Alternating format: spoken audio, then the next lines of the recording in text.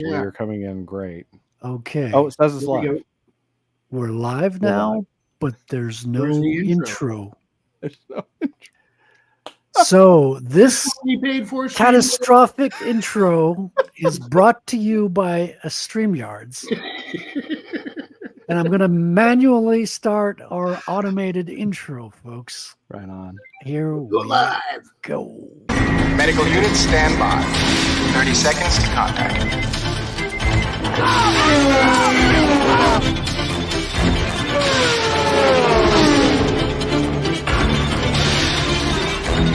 20 seconds.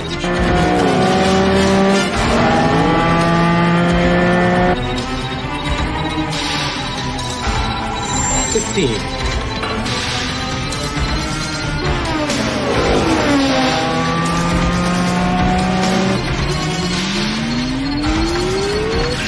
10.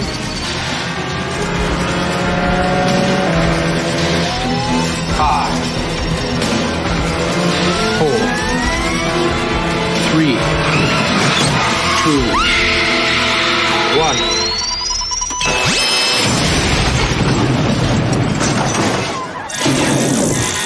We got him.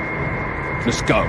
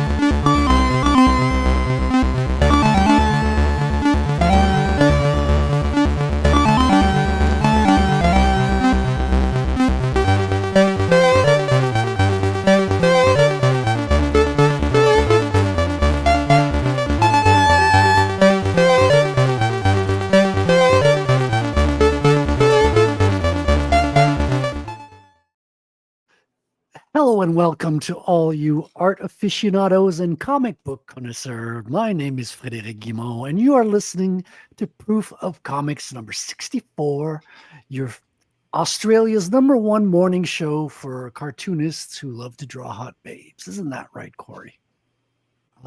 We've got a special guest today by the name of Jared Brickey from Frost Comics. Welcome, Jared. Thank Hi. you. Happy to be here. But before we get into Jared's story, I want to welcome my co-host, Wrangler from Frequency Studios. How you doing, Wrangler? Doing all right. How you guys doing tonight? Pretty good, pretty good. We've gone about 30 seconds without talking politics. The counter is on. We'll see how long that lasts. But this is your drama-free show where we mostly talk about processes, artistic methods, and the good stuff, the good creative stuff.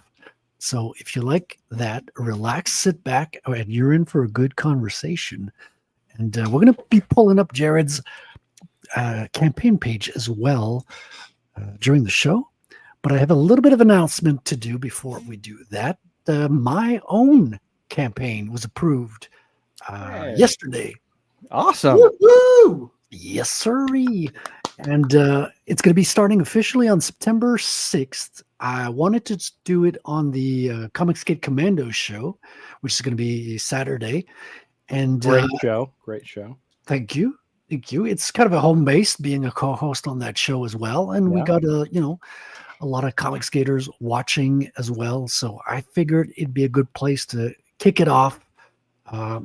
And sort of a warm up as well, to hone my pitch, play my trailer, and which I did get a first draft of the trailer today, sent it out to a handful of people, and I'm getting some feedback. Going to do some corrections, polish it up, and it'll be ready to publish really soon. I'm so excited. I can barely sit still in my chair right now.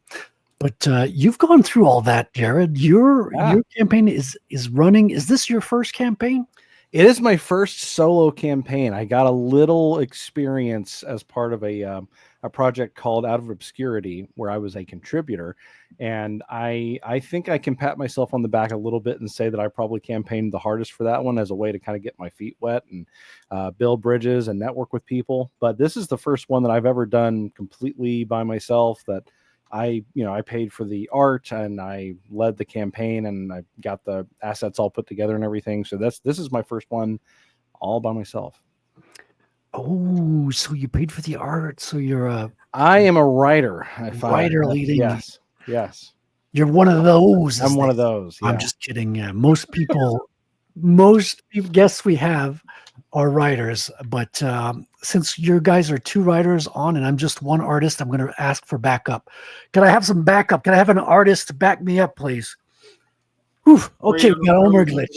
Okay, we just balanced it out. 2 artists for 2 writers, because I was getting surrounded here, Omer. You know what I mean? What's up, Homer? Omer, is your mic on? Are you muted? Are you muted? Oh, in the true fashion of an artist, he's only going to communicate with pictures. yes. So Right. Omer is in a vow of silence right now. Probably. Hello. Can you, There we go. Yes. You just broke your vow of silence, Omer. How you doing, man? tested it before I came on. I reset everything, and there we go. Foobar all over again. Corey Barton is asking for the link for the Commando show. I can probably grab it. Can somebody pop that in the chat? It's at PQ. Well, it's a good thing I was muting. I was talking poorly about writers. God. No, you could talk poorly as you want about. I'm just kidding. Ryan. I'm just kidding. Listen, I mean, you don't have to be. A lot of us kind of deserve it, honestly. I'm a biased person with a lot of hate speech, Yeah. and people still choose to come on the show. I don't know why. Well, they could be artists too, just not good, right? I mean, I'm technically, I'm I can draw something poorly, but no one's going to pay me for it. Do you do a little Well, bit of I that, don't get paid for it either. Jared? Do you give your artists a little bit of like thumbnail sketches and things like that, or do you just written scripts? I do try to provide reference images. Reference So what I'll do is, especially if it's like an outfit, then I'll try to get things that are close to what I'm envisioning. But one thing that I do with my script is kind of the same thing that I do with a lot of the design when we're going through areas or characters and stuff. And I do want this to be like a truly collaborative experience for me and for my artists, because like I might see something a certain way, but there have been plenty of times working on this script and other scripts and everything that they, like my editor or my artist or my even my letterer, they've had tremendously good ideas, and I like in the script, like I have a preamble that says, if you have a different idea or you think that this would be like something would be better, do it. And just tell me about it or show me, and we'll probably go with it, because the people that I've worked with on everything that I've done so far have been just awesome to work with, and they've been really creative, obviously artists. So it's been great to be able to see them, breathe life into it in a way that I never even imagined. So I try to give everybody a lot of freedom to make it their own thing too. I'm curious. And then you take all the credit at the end for it. Well, only in the sense that kidding. I put my name first, yes, but I do credit everybody else still. You got it. Fred, I The didn't project mean to manager, interrupt you. you got Yeah. to. I'm curious. You said even your letterer is coming to you with like ideas. Like, what kind of ideas, improvements did your letterer come up with? Well, so I'm very new, and so that's not an excuse for any flaws, but it just means that I'm still learning a lot about the creation process. The way that I got into this very briefly back in 2021, I'm very into alternative media because I'm very frustrated by mainstream media, and I'm looking for alternatives all the time. And that's what led me to get into indie comics, because I was looking for something that was very different from mainstream comics, especially. So I ended up following a lot of people on at the time it was Twitter. I ended up following a lot of people on Twitter, and one of the people I followed did a call for an open script submission, and I said, well, what the heck? And he loved the script, and I wrote a script for him, and it ended up getting me into a bunch of different chats with different people and networking with people, and I ended up working on Out of Obscurity, which I mentioned, and then doing my own script. So as I've gone through that whole process, it's been very much a learning experience for me each step of the way. So I would have the script with the scene, the layout of how I'm envisioning a perspective, things like that. But then I would leave out things that I just didn't think about that he would bring up and say, hey, we really need something here to convey action. We need a sound effect. We need impact. We need something like that. And as the letterer, he would, I would go back and forth with him, and we would talk about, okay, what's a good sound for this kind of, so we would talk about things like that. And he, Joel Saavedra is my letterer, by the way. He would have great suggestions, and we would go back and forth, try out different things, different colors for different, the dialogue and things like that. And so he actually had some really great ideas that I just didn't think about, and he made the book better because he was able to actually teach me something that I was learning as a newbie. Nice. Yeah, it's great to learn from other people you're working with. Yeah. I'm kind of doing a lot of learning with my colorist as well. I thought I was going to color this comic, and turns out I'm very slow and very bad at coloring. Well, so I found the perfect colorist, and then he's been sending me pages, and I've been like, oh, you can do this. Oh, you could do that. Oh, wow. And since then, I've gotten back to coloring. So I'm doing the coloring for my trading cards and the covers. Oh, cool. And my coloring has been improving drastically just by observing someone else color my own stuff. It's phenomenal to have your work be improved by somebody else's skills. Yeah, I completely agree with that. Yeah. Yeah. Do you want to pull up your campaign? I can either pull it up on my end or have you pulled it up on your end and control it? I certainly can. I don't know which will work better, but I will share the screen here. I don't. Yeah, the last time that I tried to, I had some issues with the audio when I tried to play the trailer, but I will see if I can work through that. It might be the browser. What browser are you using? I'm currently using Chrome, since Chrome is supposed to be the best with StreamYard. Yeah. I use Chrome. I had some issues. Now I'm on Brave. I think Brave has the same engine as Chrome. Yes, it is still Chromium based. So a lot of the Yeah. So we'll see. Stay tuned. This is called suspense, folks. Right. Exactly. Yeah. Okay. Okay. I got you here. There we go. Nice. All right. So here is my lovely campaign page. And I have, let's see. This is the first time I've ever driven while showing off the campaign, but we have a trailer here. We can check that out first. I can take you through some of the preview pages. What would you guys like to see? Oh, the trailer is always good, man. All right. That's a good one. Let me know if you hear the audio. Yeah, full screen it. It's good. I hear it. Excellent. Vic, you ready, man? Yeah. Tell me you can trust me. Don't forget our intel. Something about her is not normal. You can trust me. You love me.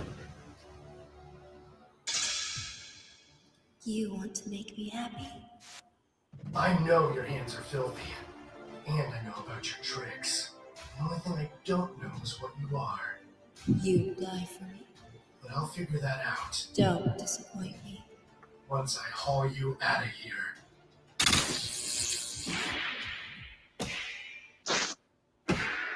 Who did you lose to make you this angry? Not human. What are you? I'm so much more.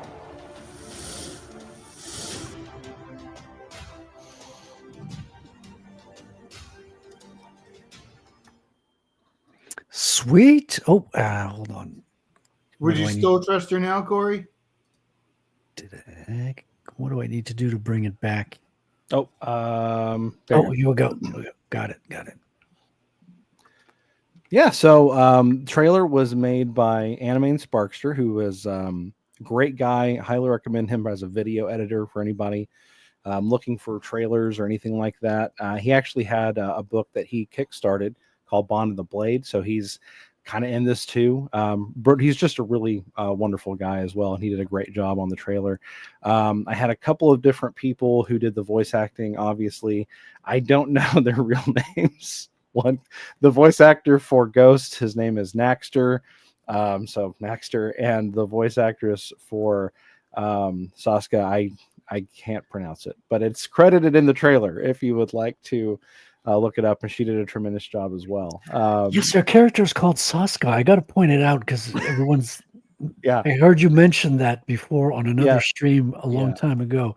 So you named her before any of this drama with the Ripperverse before, happened. yes, Yeah. I well before, And you're like, I'm not budging. That's her name. no, because so there's two things that I actually refuse to budge on, regardless of the Ripperverse. One is Saska, because first of all, I named her that first. Second of all, it's spelled different. It's spelled Sauska, so it's not the same. And the other thing was, and I think I'm correct on this for the record. There's a character later, much later, it's not in this book, but much later, there's a character who has hair that changes color when she powers up, and it's very similar to Yaira. But I think the difference between Is she called Yaira as well? She's spelled, it's Yaira, but it's with a silent H. Oh, no, that's good. But this character, when her hair power like changes color, it changes. Do you have a speedster? That's my last question. Yes, his name's Blue Shaft, completely original character. All right, that He's checks black. out. It's fine. So As opposed to but blue he's still balls. redheaded. No, blue balls can't run fast, Omer. You gotta. Well, blue balls goes with Gyra. All right, so, They sorry live to in the same interrupt. universe. It's all Jerry. good. No, that's fine. All right. I'm So, dogging on them, not you. Just Oh no, you're fine, brother. It's Listen, all we're good. talking about comics here. It's not Yeah. a moment Right, time right. to make jokes. Okay, So this is a yes, serious very matter. Parodies. Very serious. Yes, So yes. no. So with the power up hair thing, I think that if like your power comes from like within your body, it would like change color from the roots. And it always bugged me that Yaira's changes from like her tips, because I don't know how that works, but whatever. So I'm not budging on the hair changing thing, but I think I have a claim to make working better because it goes from her roots. But I digress. Saska is the villain. She's staying the villain. I like her as a villain. I think everybody who reads the book will like her as a villain and want her to get her comeuppance, because she's just the worst. Well, And she's personally, just- I think Saska is a great name for a villain. thank you. I appreciate that. And I think that will be reflected in the story as well. So I've got a couple of different things to show off with the campaign page, of course. I do have the book that comes with. Corey says, I want her to win. He says, I trust her. Corey, whose side are you on? I think you're being a simp, Corey. Could it be? Could it be? Well, are the tits distracting you a little bit? Could it be? Just I'll check now. I always now, think Corey, of what is it? Is it Dragon Ball Z or Naruto? Is there a Sasuke in one of those? always I think of know that when Dragon it Ball, comes and I don't know a Sasuke from that, so it could be Naruto. I don't know Naruto. Yeah, I yeah, we think don't it's do weeb stuff. Omer. Yeah, I barely know myself. I don't like Dragon Ball. Sure. I'm not a weeb. Sure. Weeb. I do In, like in Naruto a Corey's little bit. defense, Ghost is not like, I mean, he is a vigilante, right? So I mean, he is illegal. So, you know, you could say that. Oh, I thought you were saying he's an illegal, like an illegal immigrant. Like I'm gonna call ice on him. I mean, that's I me. mean, maybe, Call ice but on me. no, he's not. Okay. Actually, I think everybody in my story is actually legally where they're supposed to be. Okay. Yeah, So mostly. Except for, now he likes to beat up women, which I can relate to. right. Yeah. I'm guessing they deserve it in the story, right? all You Yes. don't want to right. get in the kitchen, make sandwiches. Yeah. Well, he's got to put them in their place, and sometimes the only way you can do that is with an elbow. You know, that's official Frost Comics advice. No, he actually mostly fights men in this issue. The area where Saskia comes in is that she's spoiler, haha. She's not a normal woman. She's supposed to just be. I wanted to do something a little bit different, so there's a mix of different criminal organizations. There's the Bratva in this book, which is the Russian mafia, because I didn't want to just do like the Italian mafia or whatever. It's been done to death, and cartels get a lot of stuff too. So I wanted to do mostly man on man. Exactly right. That's right, Sheldon.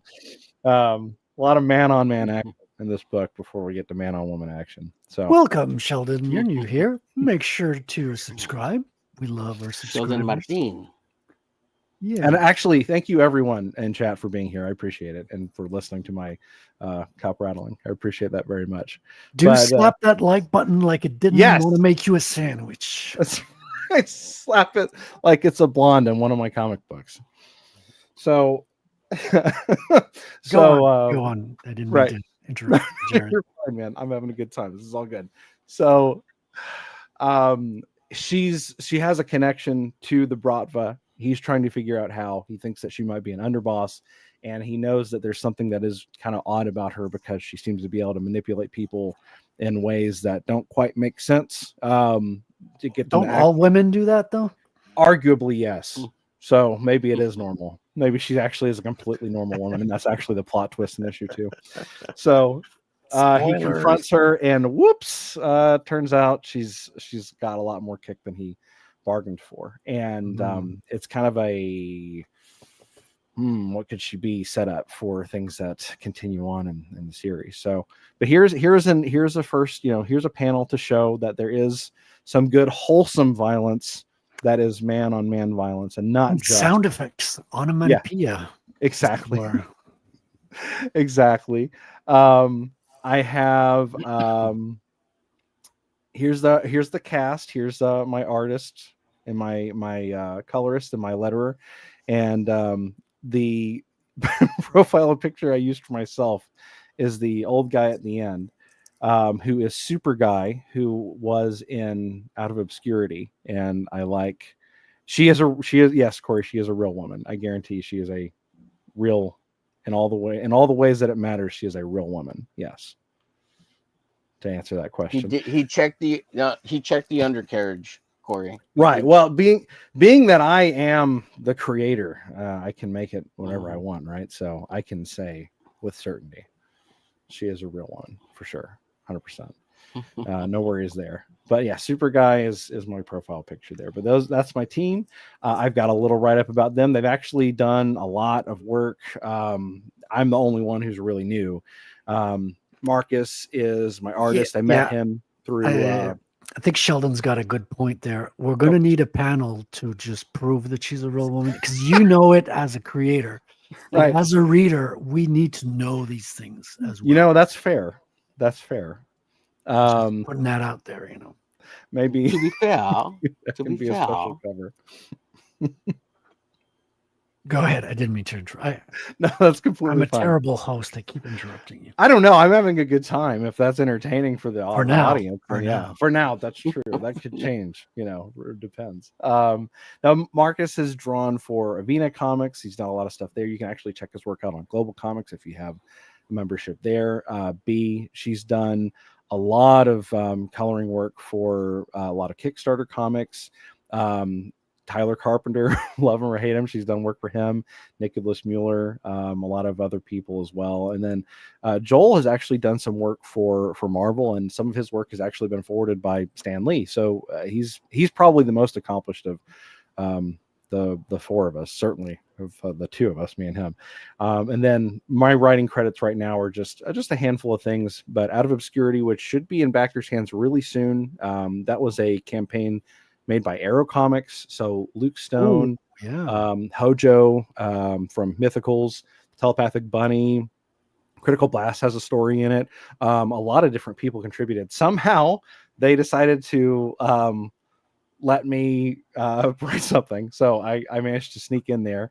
And And so out of obscurity, I was able to get a book into that, or a short story rather. And then, Sweet. And is that the book that you were campaigning for that you yes, mentioned earlier? Okay. exactly. Yeah. That one was actually, that was a great experience campaigning for that book because it let me meet Sean Salter. It let me meet Salty. Yeah. Yeah, A lot of people. I love Salty. Yeah. He has terrible opinions on Akira. You're wrong, Salty. I'm going to come and tell you why you're wrong. Right. But I love him. I love him. He's got a great book as well. He does. Yeah. I was really fortunate in that he valued my opinion enough to have me read over some of it. And I'm like, the thing that I'm most happy about is I was like, I really liked the way that you had a unique font style for Benjamin Franklin, and you went away from that in issue 3. Can you go back to that? He did, and that made me really, really happy. To a small extent, I feel like I contributed to that. He has 3 issues out already? Yes. So he has. So it's 3 issues. Because you've seen things that are not out yet. No, they're all out. They're all out. Yeah. So he did a campaign. The initial campaign that he did was on Indiegogo, and it was for Silence Do Good issue 1, but you could also back the entire project for like the first 3. And then after he finished the first 3, he put them out together, and he has them up now. I know it's on Fund My Comic, but he has them as a collected volume of the first 3 issues, along with a bunch of extras and that's stuff too. That's the campaign, is the collected work. Okay. Yeah. Okay. Interesting. Yeah. It's got a really cool cover too. It's got like the hollow foil. Yeah. That one's really awesome. He's got an Eric Weathers variant. Yeah. Is there a Dan Lawless one as well? I don't know, but I'll pull it up. Might be. If I recall. I don't. I'm not a mod, but I can share it into the private chat, and you can put it out on the. You should be a mod. Hold on. Let me pull up the YouTubes so I can. Yeah, make sure you post something in the chat, and I'll give you a wrench. Rectify that. Rectify that. I will correctify that. Yeah, there we go. Okay. Yeah, that one is in a storefront mode, so you can just pick it up on Fund My Comic, which is great. At least I think it's storefront mode. Put user in timeout. Wrangler, what'd you do, Wrangler? Okay, you're good. Awesome, thank you. Corey's got a wrench. There we go. Yeah, fundmycomic.com/electric dreams if you want to check that one out. And great. It's a great read. It's a lot of fun. I like it for a variety of reasons, many of which are because of my love of science fiction. And he has a lot of really good.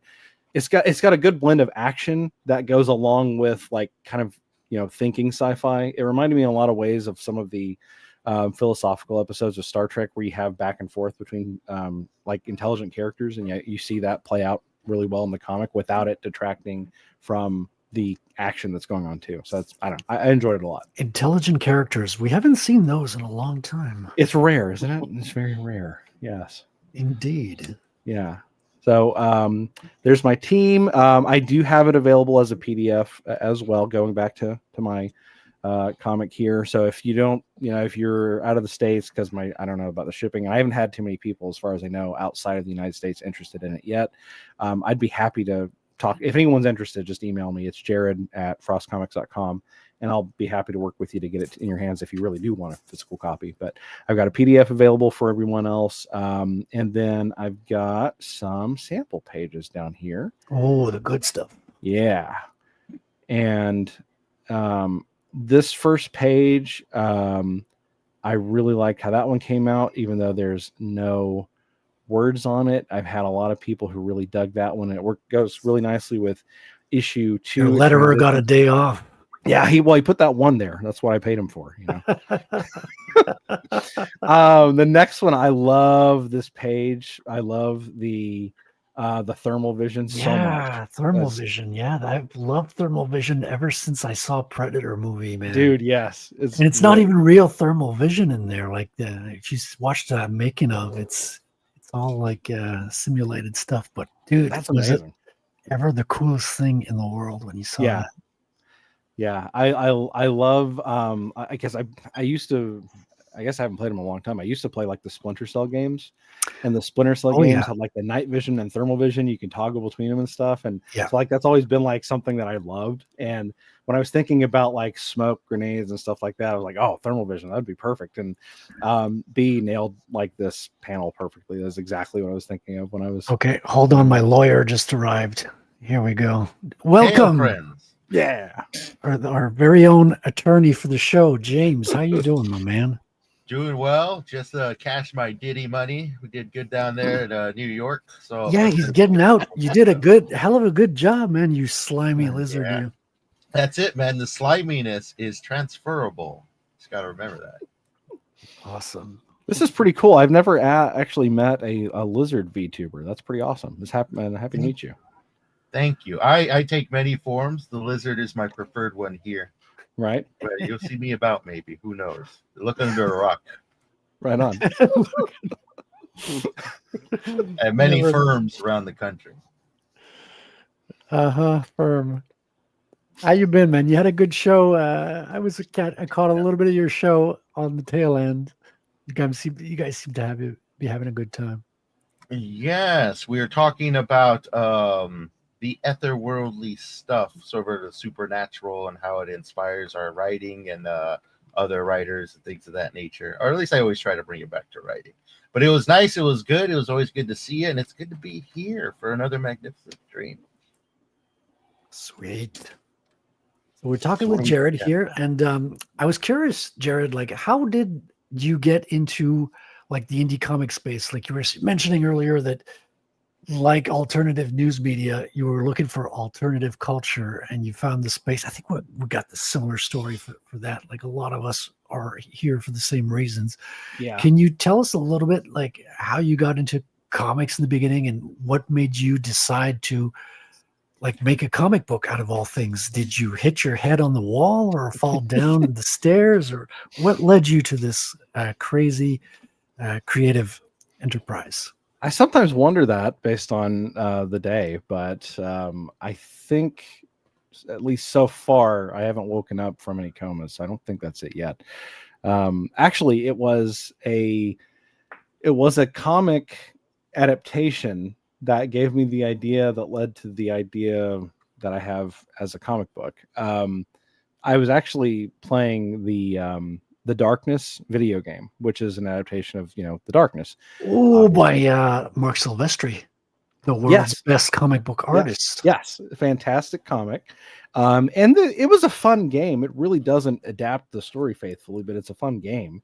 And they get some of the concepts from the comic. They get pretty close. The setting isn't quite the same. Did you know there was an anime of The Darkness? Now that I didn't know, really. Yeah, I think there's. Wow. I don't know if there's more than one. I think there's a handful of seasons.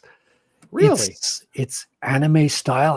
I if I'm not mistaken, it's actually made by Japanese artists or something. Like, it has that anime look. Yeah. I have not looked at. I've just like looked at it, just an overview, but I haven't watched it. Sat down and watched it yet. So I'm curious. I was curious to see if you had seen it.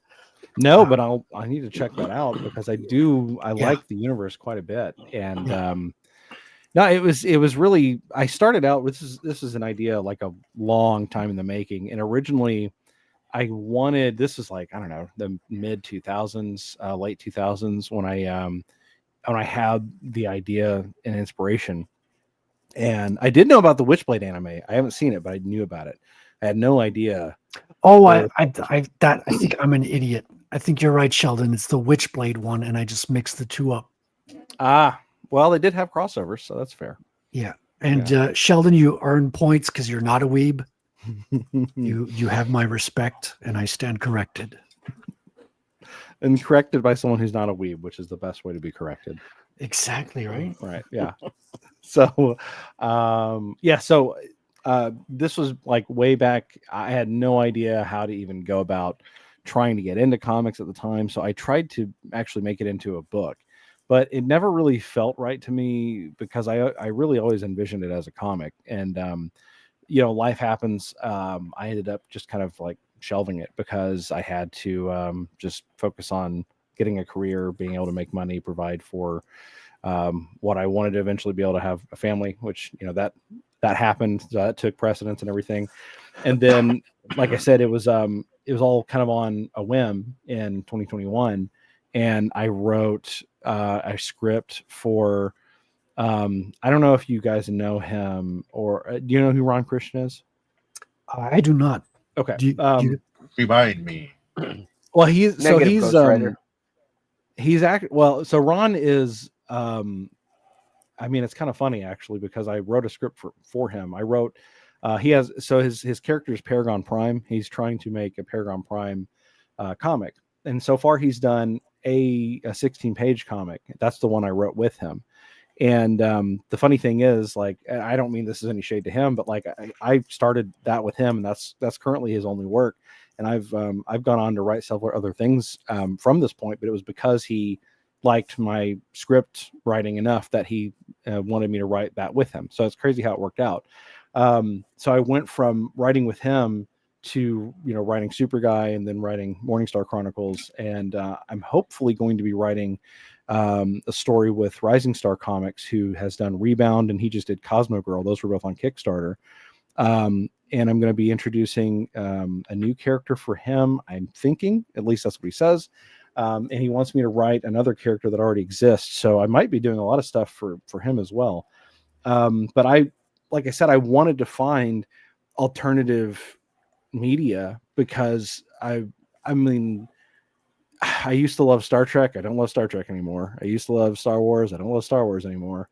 I used to love Marvel. I don't love Marvel anymore. Like, the stuff that I loved is still good, but there's nothing like new for me to. Yeah, it's very modernized.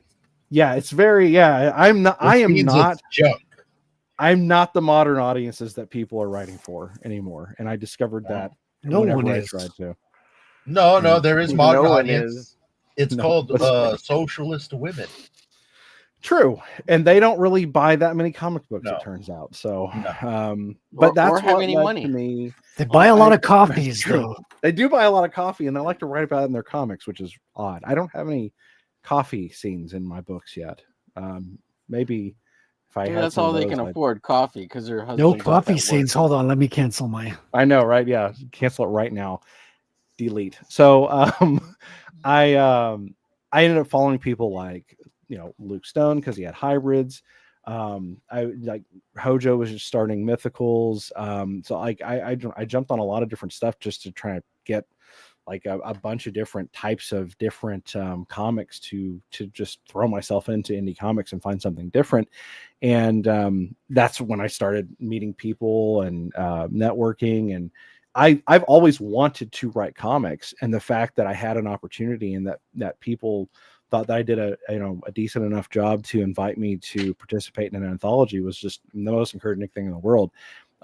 Because I love telling stories, and I feel like I can tell a good story myself. So having an opportunity to do so was just fantastic. And I love that. I love seeing something new, but also seeing like the familiar stuff. Like, and I like everything. Like, I like the really high level professional looking stuff, but I also like people who they're okay, but like you can tell that their art is like, it's really amateur, but it really comes from the heart. Like, I still enjoy stuff like that.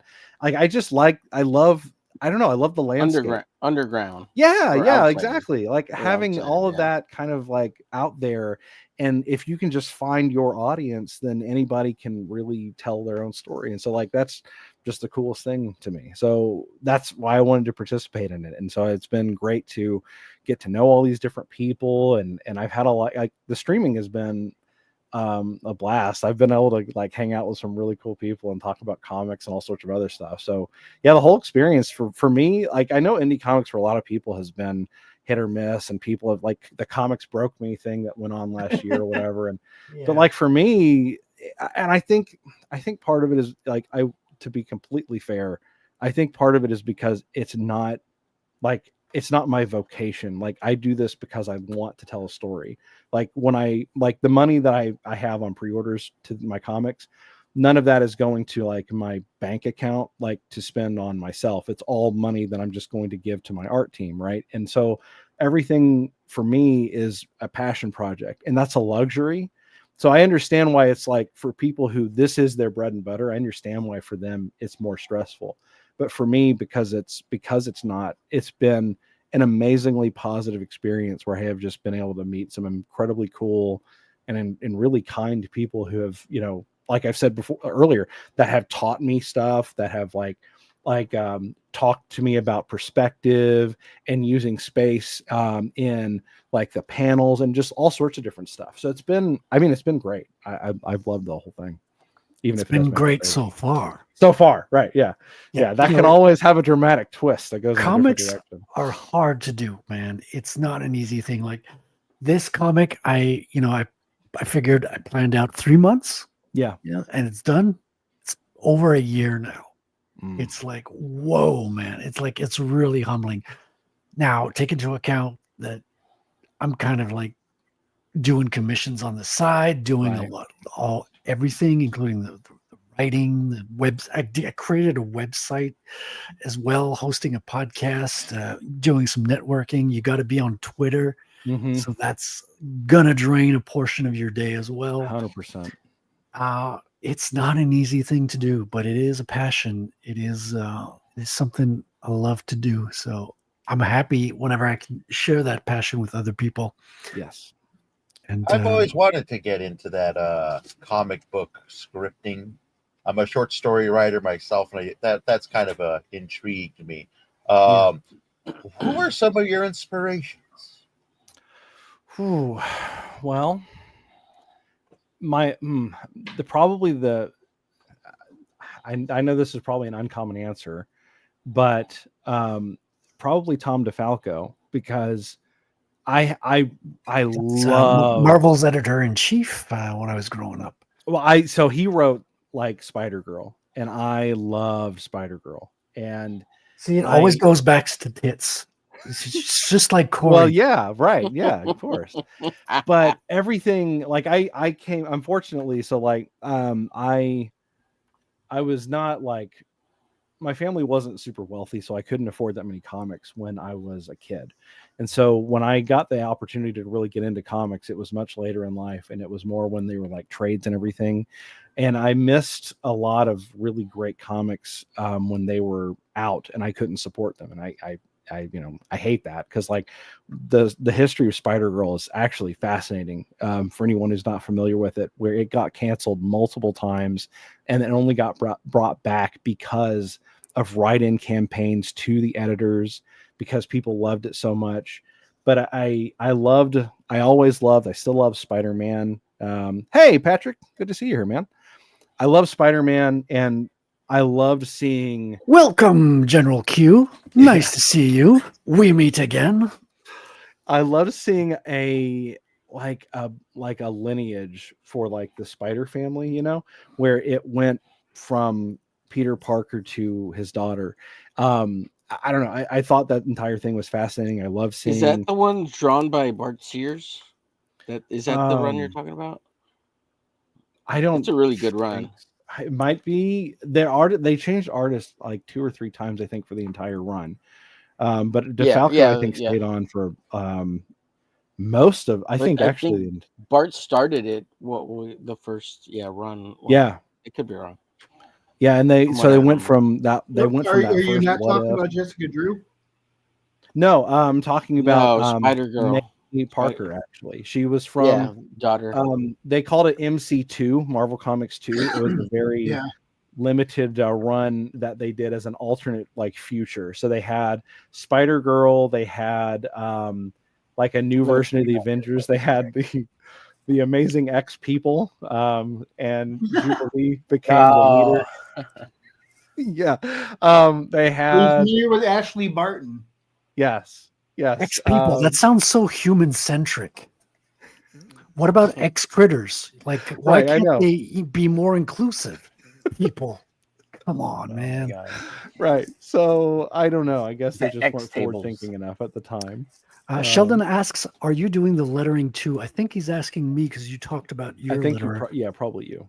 Yes, I am, Sheldon. So I'm doing my own lettering in Inkscape instead of Illustrator because fuck Adobe. I'm not going to pay rent for software. Amen, And, brother. yeah, I've got a really good book, Essential Guide to Comic Book Lettering, which is like an all-in-one inclusive resource that I've been basing all my techniques on. So I've been basically copying all the methods from one software to another, and I did a lot of web development, so I got to know like how to work vector graphics very well. So I'm very well versed in vector graphics, and that translates well into lettering. So I hope that answers your question. Now back to our regular scheduled program. Right. What were we talking about? Patrick says we got a great guest. So Patrick's a great guy, so I trust his opinion. Okay, enough hand jobs here. Right, yeah. No, this is getting very gay. And to straighten things out, we're going to have to, you know what we're going to do, Omer? What are we going to do, sir? Well, we got to play a little Sabrina. Oh, hell Straighten yeah. things out a Bring little on bit. the titties. Where's my Ron Sabrina? Friends Here we go. So was the she's our artist little on that. mascot here. Since you're new, Jared, let me introduce you to Sabrina Saleno. Shake them, baby.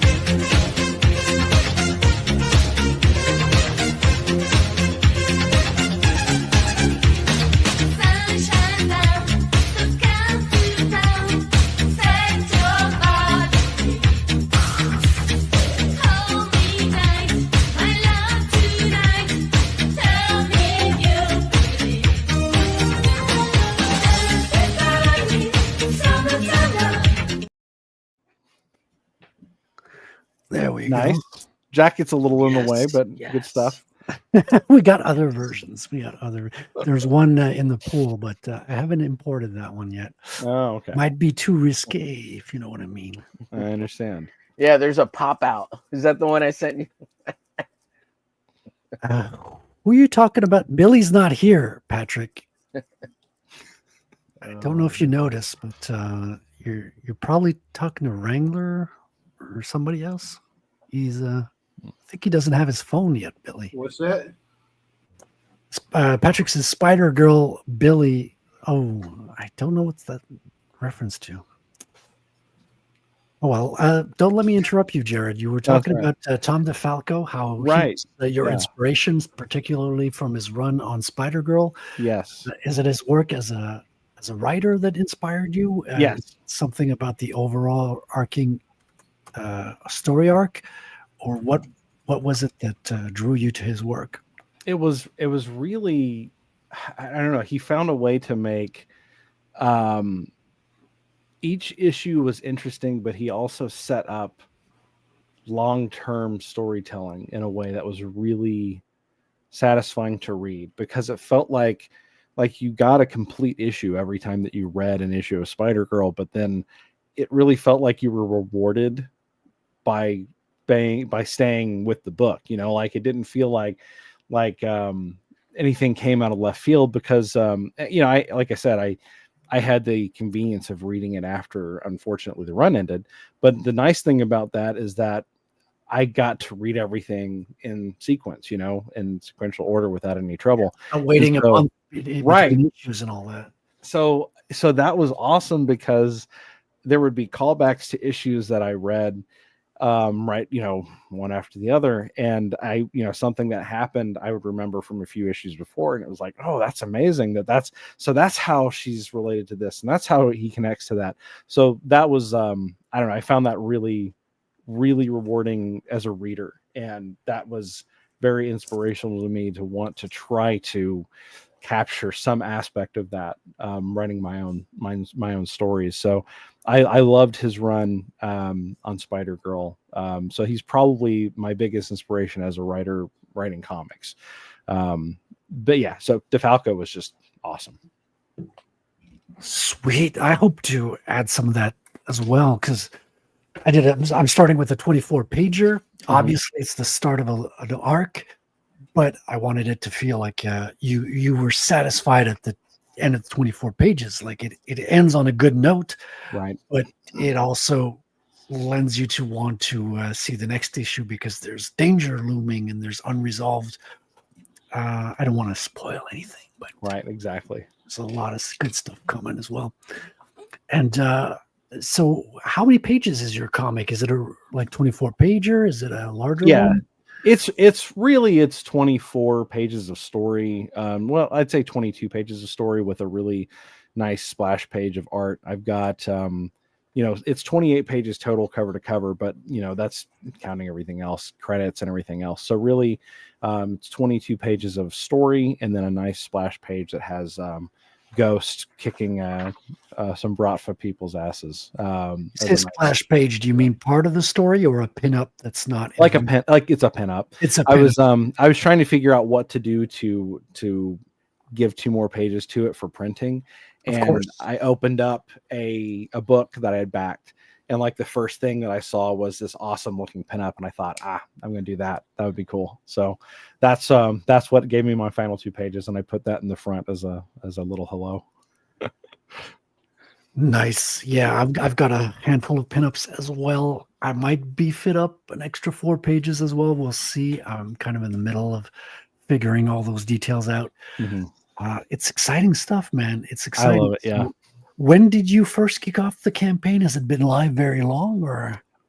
Actually not. I mean, I guess it's closing in on a month. I was going to do. It started August 1st, and I was Katie was so nice. She launched the campaign for me.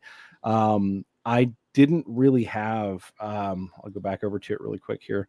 I set the goal at $1 because the only reason I actually did the campaign at all was because I'm really happy to say people were interested in actually owning it. Originally, that's how you get 38,000%. Exactly right. You gotta fudge the numbers, right?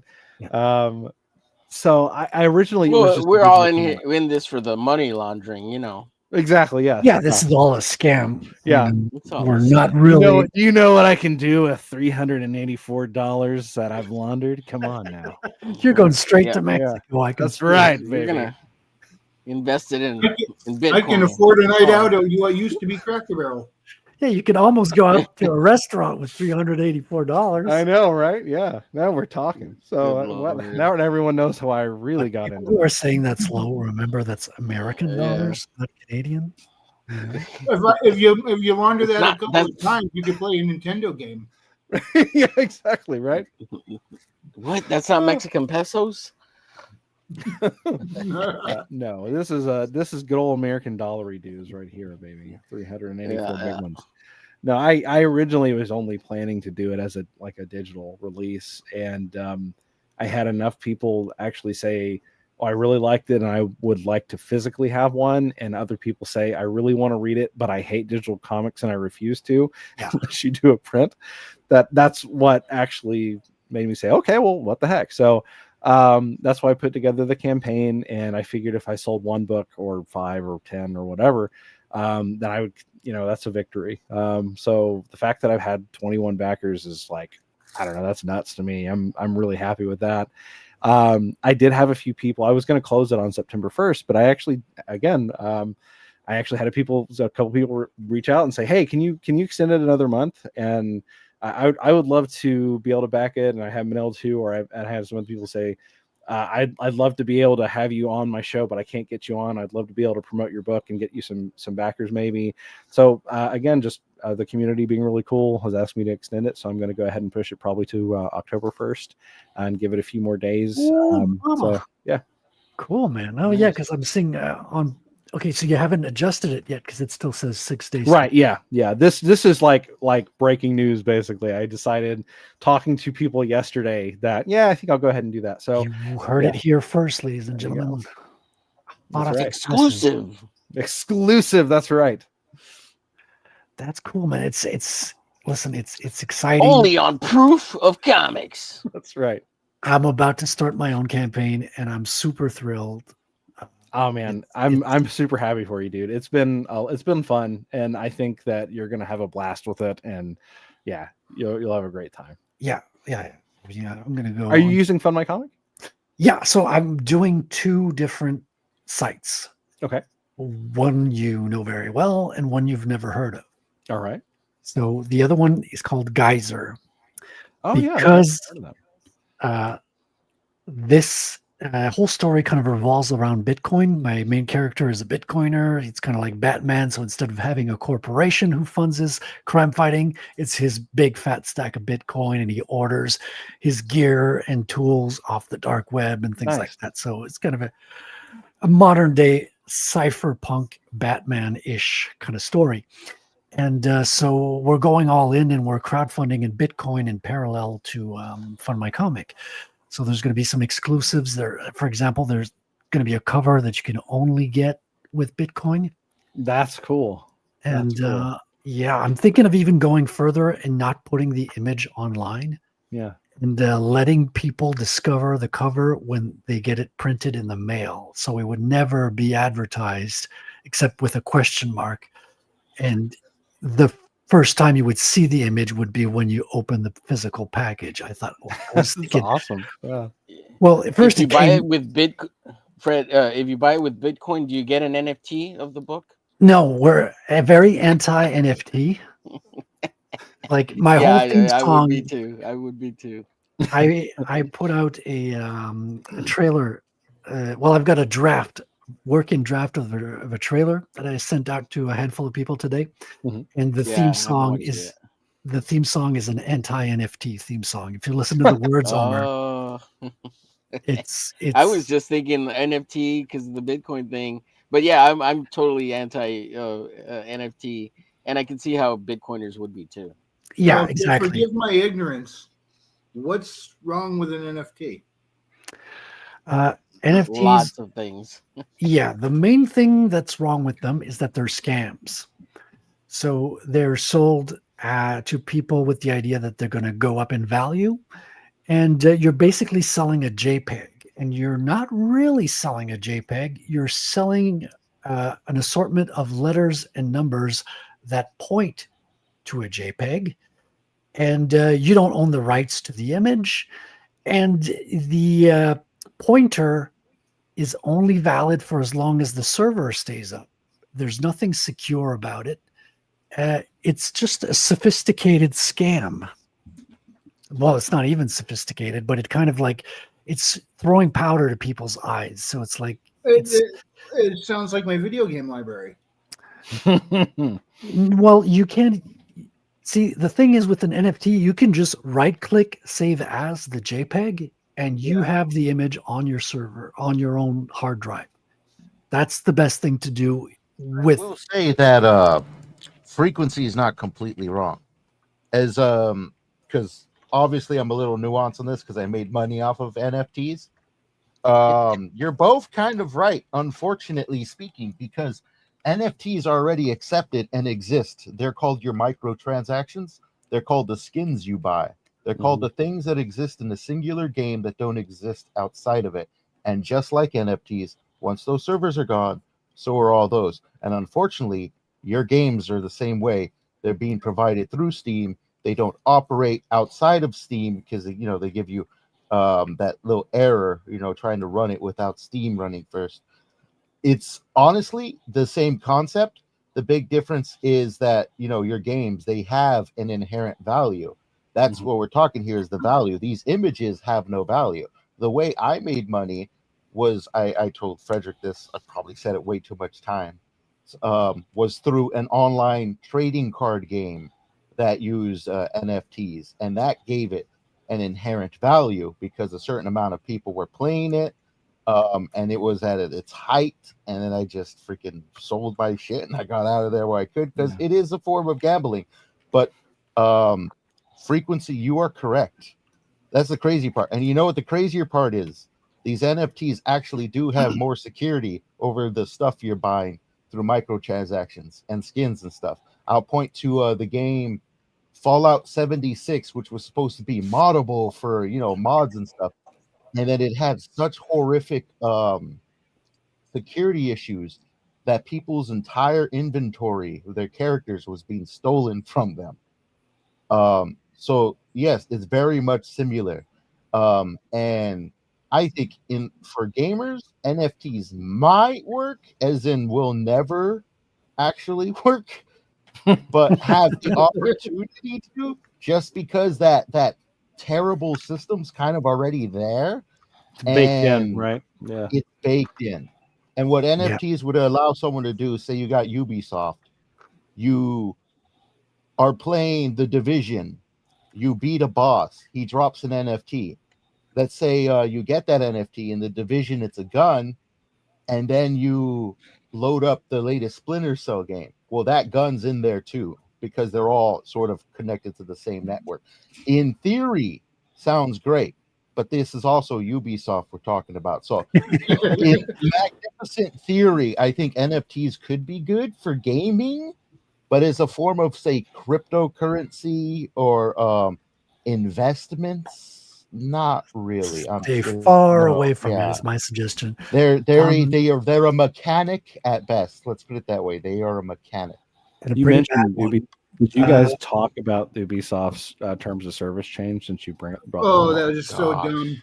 And I have in my hand right now, speaking of Ubisoft, a physical copy of what is probably the last good game that they, in their current iteration, will ever make. I'm playing my favorite game on my Steam Deck right now is a Ubisoft game. Really? So, yeah, it's so thanks to Billy, he's pointing out, like, because basically, short story long, I have not played video games for the past 30 years. Oh yeah, and Persia. I just got into it like in February. So I'm just discovering all the latest and greatest games that have come out in the past couple of decades. And he mentioned like one of the good Assassin's Creed games was Black Flag, a pirate game. And I started getting into it, and I'm having so much fun with it, man. It's nice. It's a blast, and I'm kind of getting into Assassin's Creed a little bit because of that. I want to answer Sheldon's question real quick. Is the song AI? So the theme song for the trailer is not AI. It is written by an artist from South America who's also a Bitcoiner. So everyone involved in the project is a Bitcoiner.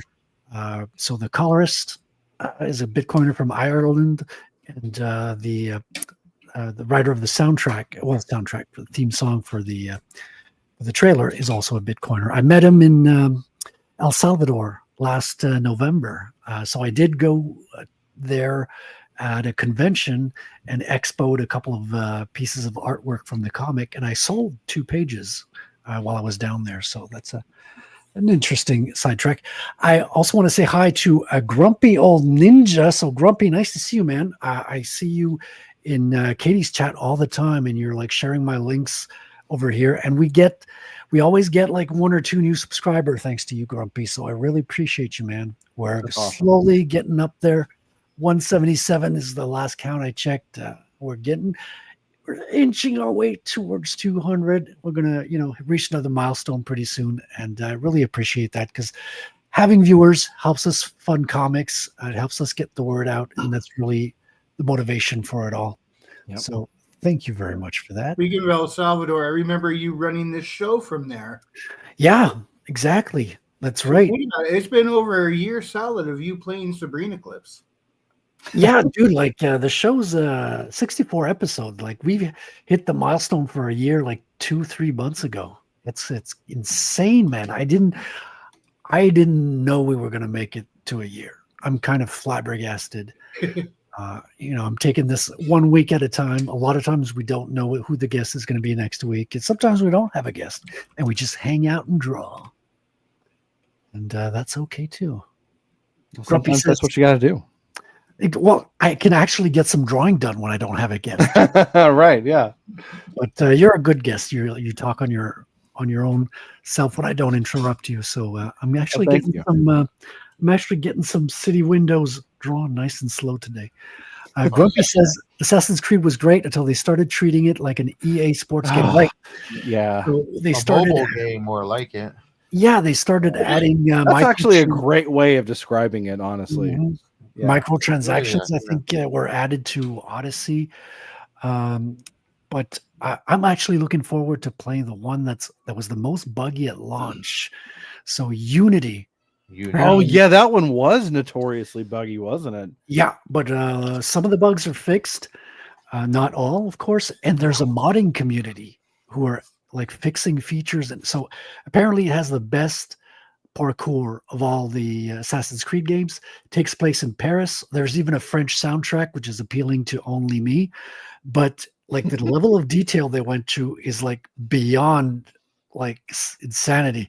Like they had so much detail on the Notre Dame church cathedral that when it burned down, the cathedral went back to Ubisoft from their model to rebuild the cathedral. Wow. That's how detailed it is. So there are some good things to say about it, despite its notorious reputation. That is so impressive.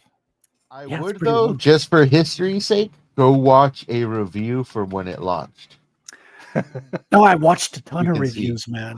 Yeah. There's The like a famous. face. Yeah, exactly. That's the most famous screenshot.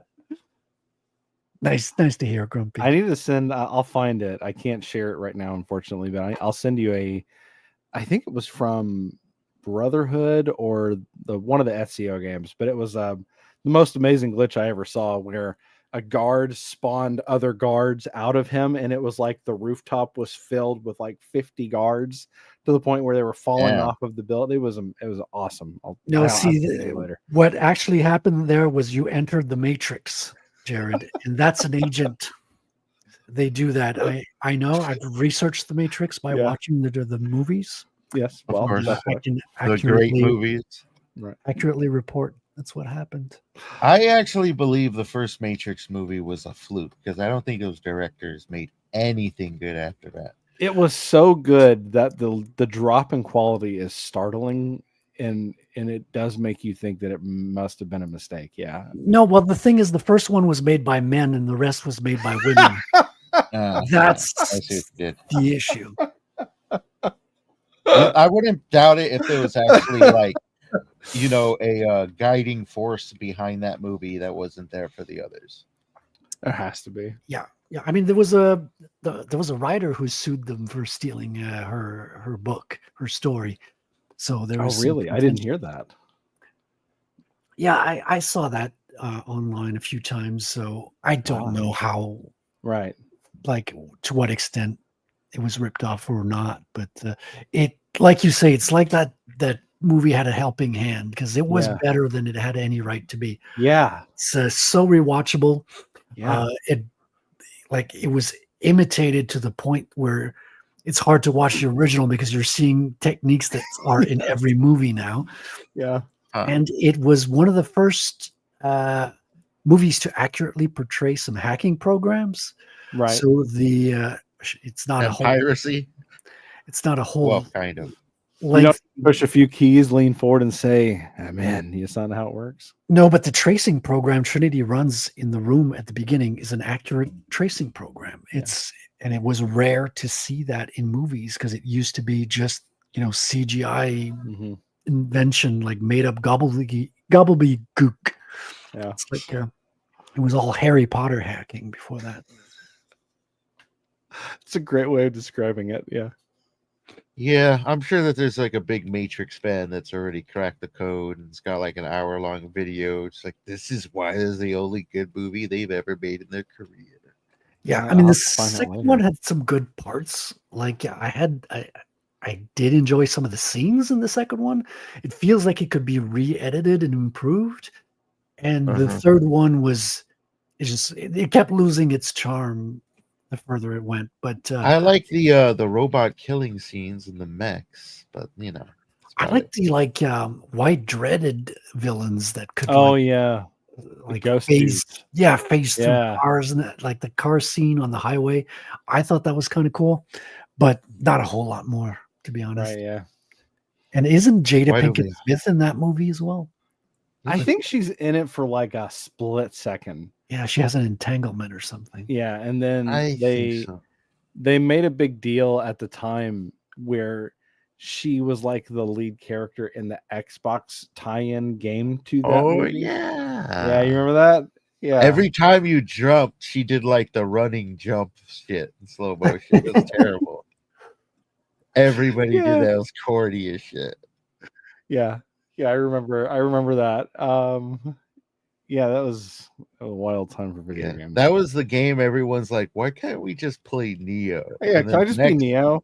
And then the next one comes out, and the big feature was you get to be Neo. Yeah. It's literally like Path of Neo. It's in the title too. Yeah. Yeah. About time they got the message. Must have been the beginning of woke, you know. It's just it kind of creeped in around 2015, and then I think people are just, I don't know. Sometimes I think they're just allergic to money, or they just don't want it, or something. You know, give it to us, we'll take it. well, they think they got genius ideas sometimes, and they're just kind of disconnected from the mainstream. See, we got fans right there. Path of Neo, very fun. There you go. I have that one. I downloaded it the other day. Still love those movies. That first movie. That first movie is great. That first movie and maybe some scenes. I'm still discovering like the extent to which there are Easter eggs in it. Like when he goes to see the Oracle, just like on a website, he has to accept a cookie before he can get his message from the Oracle. Cookies. It's like that one flew over my head watching it 100 times. Yeah. And it wasn't until somebody like Yes. spelled it out for me that was like, Now, I will say, it's Exactly. groundbreaking movie, but not masterpiece, because there's still a magnificent question that lingers. And it's a question that sort of has to do with the entire inciting incident and killing off half the cast. Why was everyone in the Matrix if the main point was just to get Neo to the Oracle? Like, what's up with that? And Mouse, why was he separated from the group? He's just chilling in the room by himself. Like, why was he there? I don't have an explanation. Yeah. only the one has the answers to those questions, James. Yeah. Well, I think what it is sloppy writing, and it's foreshadowing where whoever sort of they either stole this from or guided their hand or whatever, and they just let them go. It's like, it's all yours now. It's all that sloppiness. Yeah, sometimes I get to that point where I ask, well, why did they do this? Oh, because the movie would be over if they didn't. Yeah, eventually you're gonna hit it. You're good. I mean, every movie has kind of a plot hole if you dig hard enough. Patrick says the game we should really be talking about is Metal Gear Solid. I bought the repackage for like one recently, so I haven't played it yet because I have so many games right now. Let me say that that has some of the most convoluted lore that is ever written from a video game, but that's sort of like Hideo Kojima's weirdness. It's so I think I assume, Patrick, correct me if I'm wrong, but I assume that he mentioned that because Metal Gear Solid 3 Delta is coming out the next couple of days. This will be a couple of days. Yeah, that will be the third Metal Gear Solid 3 game we get. There's already 2 Metal Gear Solid. There was Metal Gear Solid 3 Sneak Eater, then there was Subsistence, and then this is Delta, which is a completely like new Unreal Engine 5, yada yada. And yes, it is out now if you have early access. But I managed to snag a collector's edition, so I'm still waiting for it to get here. I love Metal Gear Solid 3. This was like a must buy for me for the all the bells and whistles and everything. Yeah, so I think the one I have is 3 that's kind of like remastered or something. Yeah, I mean it's still great. Like it's a packaged game. with it's 1 and packaged 2, with right? a lot of the older games, 1 and 2, and maybe some other like extra like emulated older versions as well. I'm envious of you, Patrick, and also very happy to hear that. So thank you for sharing. Have you played Patrick? Oh, that's why he stopped streaming. He's been playing Metal Gear Solid all day long, every day. I get it. I've been getting into the emulators lately myself. Nice. What kind of emulators? Game Boy, not Game Boy, GameCube and PlayStation 2. And I've been going through a lot of GameCube games I never played before. Beautiful Joe, magnificent. But another one that's actually pretty well done, has a cute childlike vibe, but you could also see the number crunching and all the deeper elements working together. And that's the game Pikmin. If anybody's ever played Pikmin. Oh yeah. It's really great, actually. Like, damn, this is a pretty freaking solid game. Yeah. Yeah, Yeah. you're like a guy that you're an alien that crash lands on Earth, and you find these small little creatures that instantly become your slave, and they become your answer for everything. And you just have like an army of hundreds of them following you. You use them as projectiles. Yes, as every weights. problem is solved by flinging Pikmin at it. Yes, and then obtaining new Pikmin because they will die. It's just like a mini army simulator for kids. Yeah, really. yeah, it's great. Sounds like Lemmings for some reason. The Pikmin kind of are, yeah. They're cute. They like sing together while they're walking. They're Mhm. not afraid to die for you. It's magnificent. Yeah, it's a great game. I think they've They had. don't Did they? flinch. I know they did 3. Did they make 4, or is it just 3 so far? Pikmin I games, so. don't know. I've only played the first and now the second one, which is also pretty fun. They add in another character, alternate mechanics. But yeah, these old school Nintendo games, a lot of them really hold up. So you're emulating on the computer? I got a a little gaming tablet that's a couple years old, but strong enough to run basically most emulations out there and a few mobile games. And holy shit, the mobile game market is scummy as fuck. Scummy. It's not only the gotchas, but it's also like it. If you go to the data collection side, just by downloading certain games, they'll reach into your system. They'll take your financial information. They'll take your usernames, your IDs, everything. And then some of them will sell it to third parties. Pretty sure most of them do, but some of them will admit to it. Yeah. That's not counting. That's not counting the hacks and data leaks that can result from it as well. Exactly. Yeah. Absolutely. So there's a lot of that. I've only been supporting games that don't collect any data whatsoever. Mm-hmm. Surprisingly, I've been finding an okay amount of them. But at the same time, there's one game that I have on my PC. It was like it was a crowd-funded game, and it was supposed to sort of be like a spiritual successor to the original Fallout. And it very much is. It's fun. And I saw that they had a version on the App Store, and this one is just full. It's just like a malware. It's just going to steal all your shit. Makes me wonder, holy crap, are you taking something from me on my PC too? Because it's like, this was a crowd-funded game. This is an indie title. And then they're stealing shit too. So you just don't know, man. You just don't know. There's a lot of, and there's an astonishing amount of asset theft too that goes on in the mobile game market, because a lot of them are made just by like Chinese companies and they don't care. Yeah. They don't respect any trademark or copyright or anything, so they'll just lift stuff. I've seen stuff from games I play that they just take and put into whatever their version of it is, and then they slap it up on Play Store or whatever. You see those because they have gotcha titles, like they're called Left for Survive the Dead. Yeah, shit like that. It's like exactly. Yeah. So there's like blatant grammar mistakes. Yeah. That reminds me of like, did you know that a lot of this phishing scams purposefully add mistakes in the text? I heard that. Because if it's perfect, it would get caught more easily because people make mistakes. Yeah. Yeah. Not only that, but like if they put blatant ones, it sort of filters out the people who are too smart to fall for it. That's the thing, exactly. It filters out the people who have good judgment and are well educated, and it gets the people who have a hard time reading and can't pick up on that stuff. They know they're better victims. It's kind of a filter. It's crazy how that works. Yeah. It's part of the sociology of it, man. Freakers back in the day. Isn't Metal Gear Solid like notoriously known as well for like having really good conspiracy theory plot lines?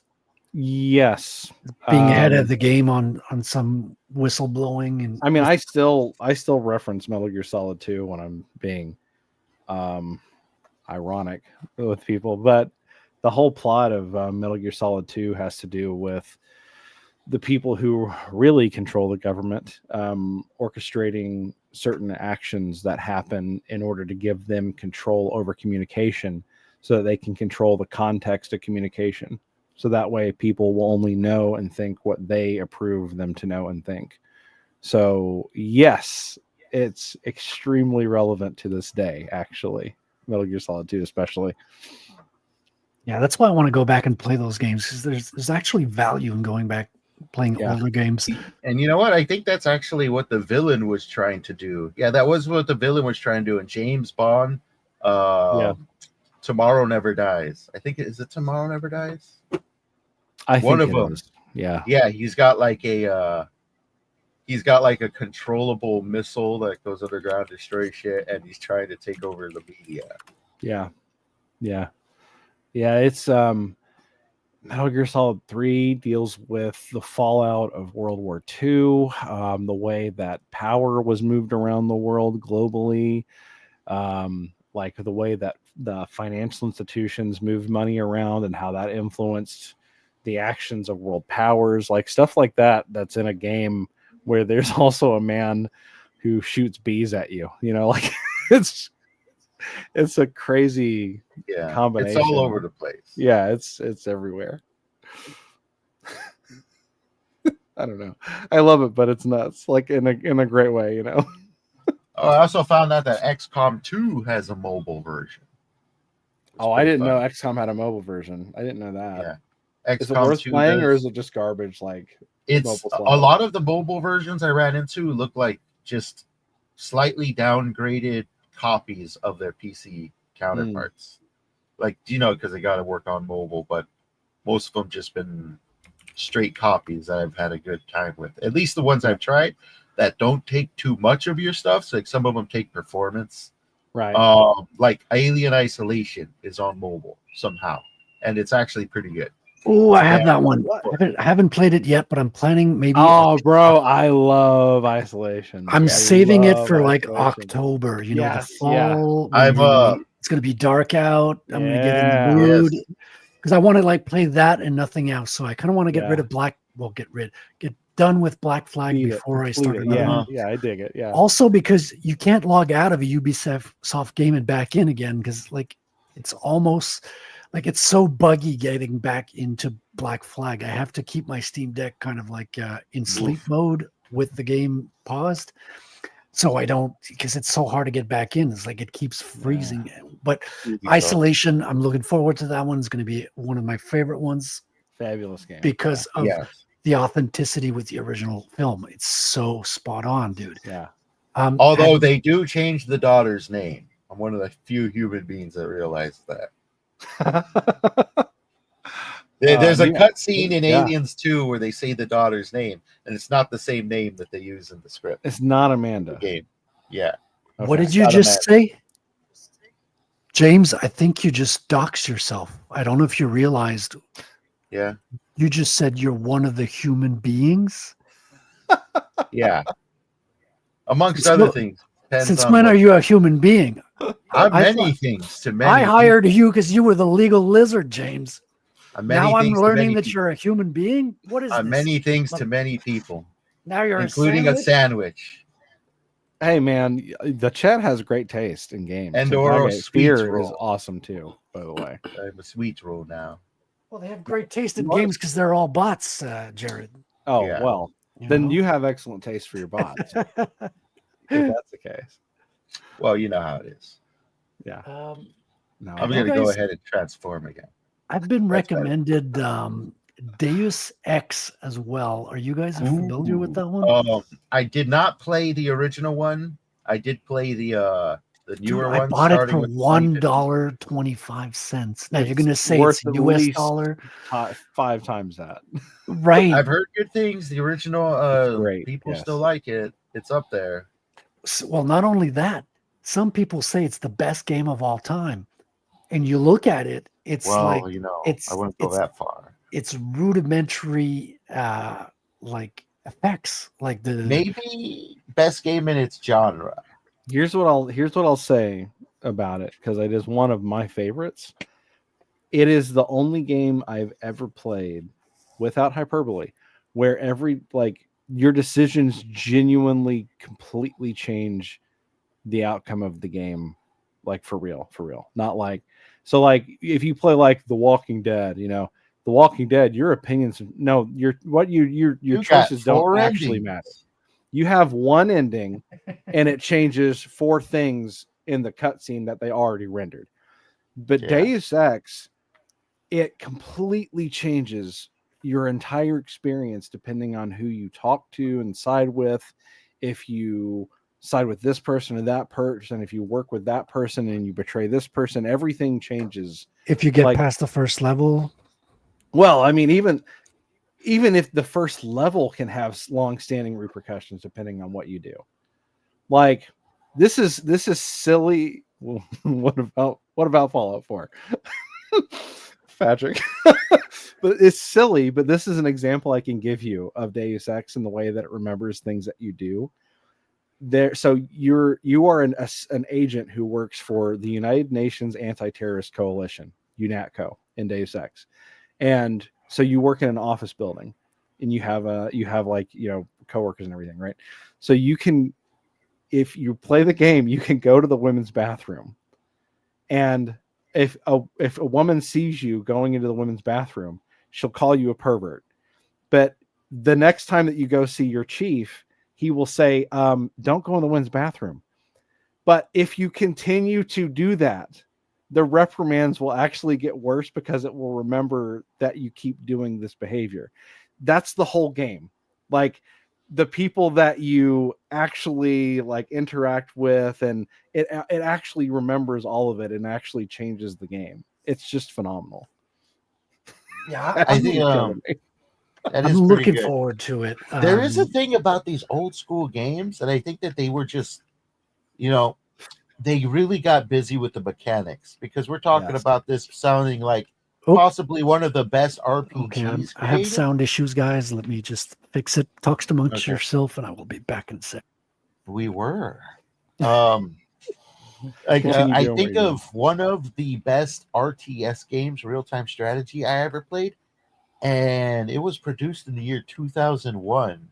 Still beats out real-time strategy today with the absolute amount of customization and mechanics you have over your army. It's called Earth 2150. Okay. Damn good game for anybody who is in the RTS. 3 different campaigns, 3 different storylines, and it's all focused on you are in control of an army who is one of 3 factions controlling the world. Due to a failed assault, if you will, the planet has fallen out of line or orbit, and now all 3 factions are doing everything they can to get off of Earth. And that's the main storyline, is you, your army, with your military might, go out there, collect the resources you need with a allotted amount of time for the entire campaign, get off of Earth. It's damn fun. Nice. I have not played that one, but it sounds good. Is it on Steam? It's probably on Steam. If not, it's on GOG. It's on GOG. Sweet. Okay. Yeah.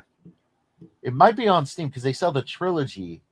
It's actually, it went on from like, I think they had Earth 2140, which was 1 game, then Earth 2150, which was 3 games, then Earth 2160, which killed the franchise in 2005, as the terrible games always do. But it's damn good. And I know somebody said Fear was one of their favorite games, which is a damn good game. Yeah, I Fear like was it. Fantastic. It makes John Woo sort of actions gunplay with the supernatural. The downside with Fear is it really was not made to have a sequel. Right. Patrick, you are correct. Yeah. See, well, that's the thing. That's how I'm going to play Deus Ex as well. Is I'm going to mod it. Like, there's mods to bring it kind of to yes, not really modern quality, but just upscale it a little bit. Yeah, it's actually extremely faithful. It's really really nice. I have to give that game a try as well. If I could get PC's games to run off my little Android device. It's it has an insane amount of customization where you can play. Like, you can really play however you want. If you wanted to go ultimate stealth ninja, you could beat the game and never fire a bullet. You can actually find ways to get everything that you need to get done without going guns blazing, or you can go guns blazing. You can level up skills. You can level up your augmentations because you're a cyborg. I mean, everything, like the world is your oyster. It's insane, actually, how much you can do. Speaking of oysters, we're due for another Sabrina clip. You guys up Nice. for it? Always. Let's hit it. Yay. Take your clothes off. Not that one. Sabrina. There we go.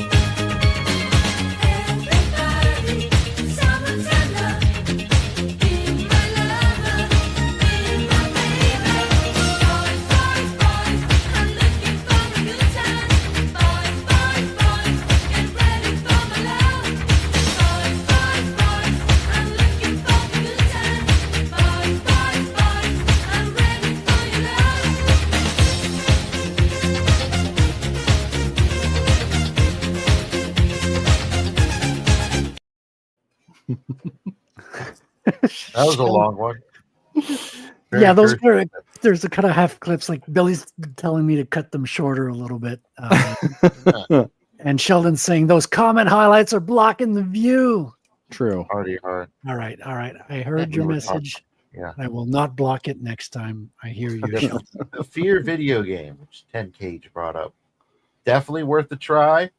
Though the downside is also the plus side, which was essentially, well, not I should say, it has two plus sides. One's the gunplay, which is very John Woo, and the other was the AI, which was working off of the GOAT system, where they would flank you, they'll go around you, they'll do all this stuff, they'll work together as a team.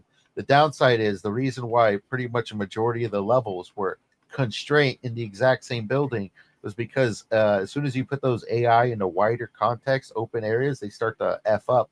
And pretty much all the AI were programmed for that specific region that within the game Fear you're talking about?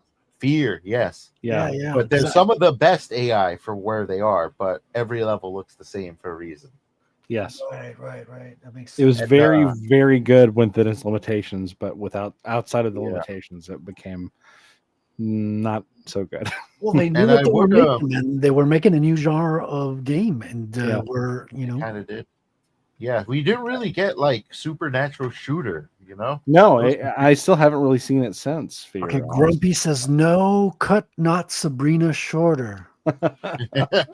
Okay, Grumpy, so not shorter, and no comments during the Sabrina clips. Longer and fewer comments if possible. People get basically emotional. The co-host. People get emotional about Sabrina, Jared. Reasonable. You can't. Also, if you are interested in Fear, play. If you ever play the first one, like, wow, this is really great. Play the game Tripang 2 because it is a direct Fear inspired game. Took like 8 years to release, a little buggy, but it's fun.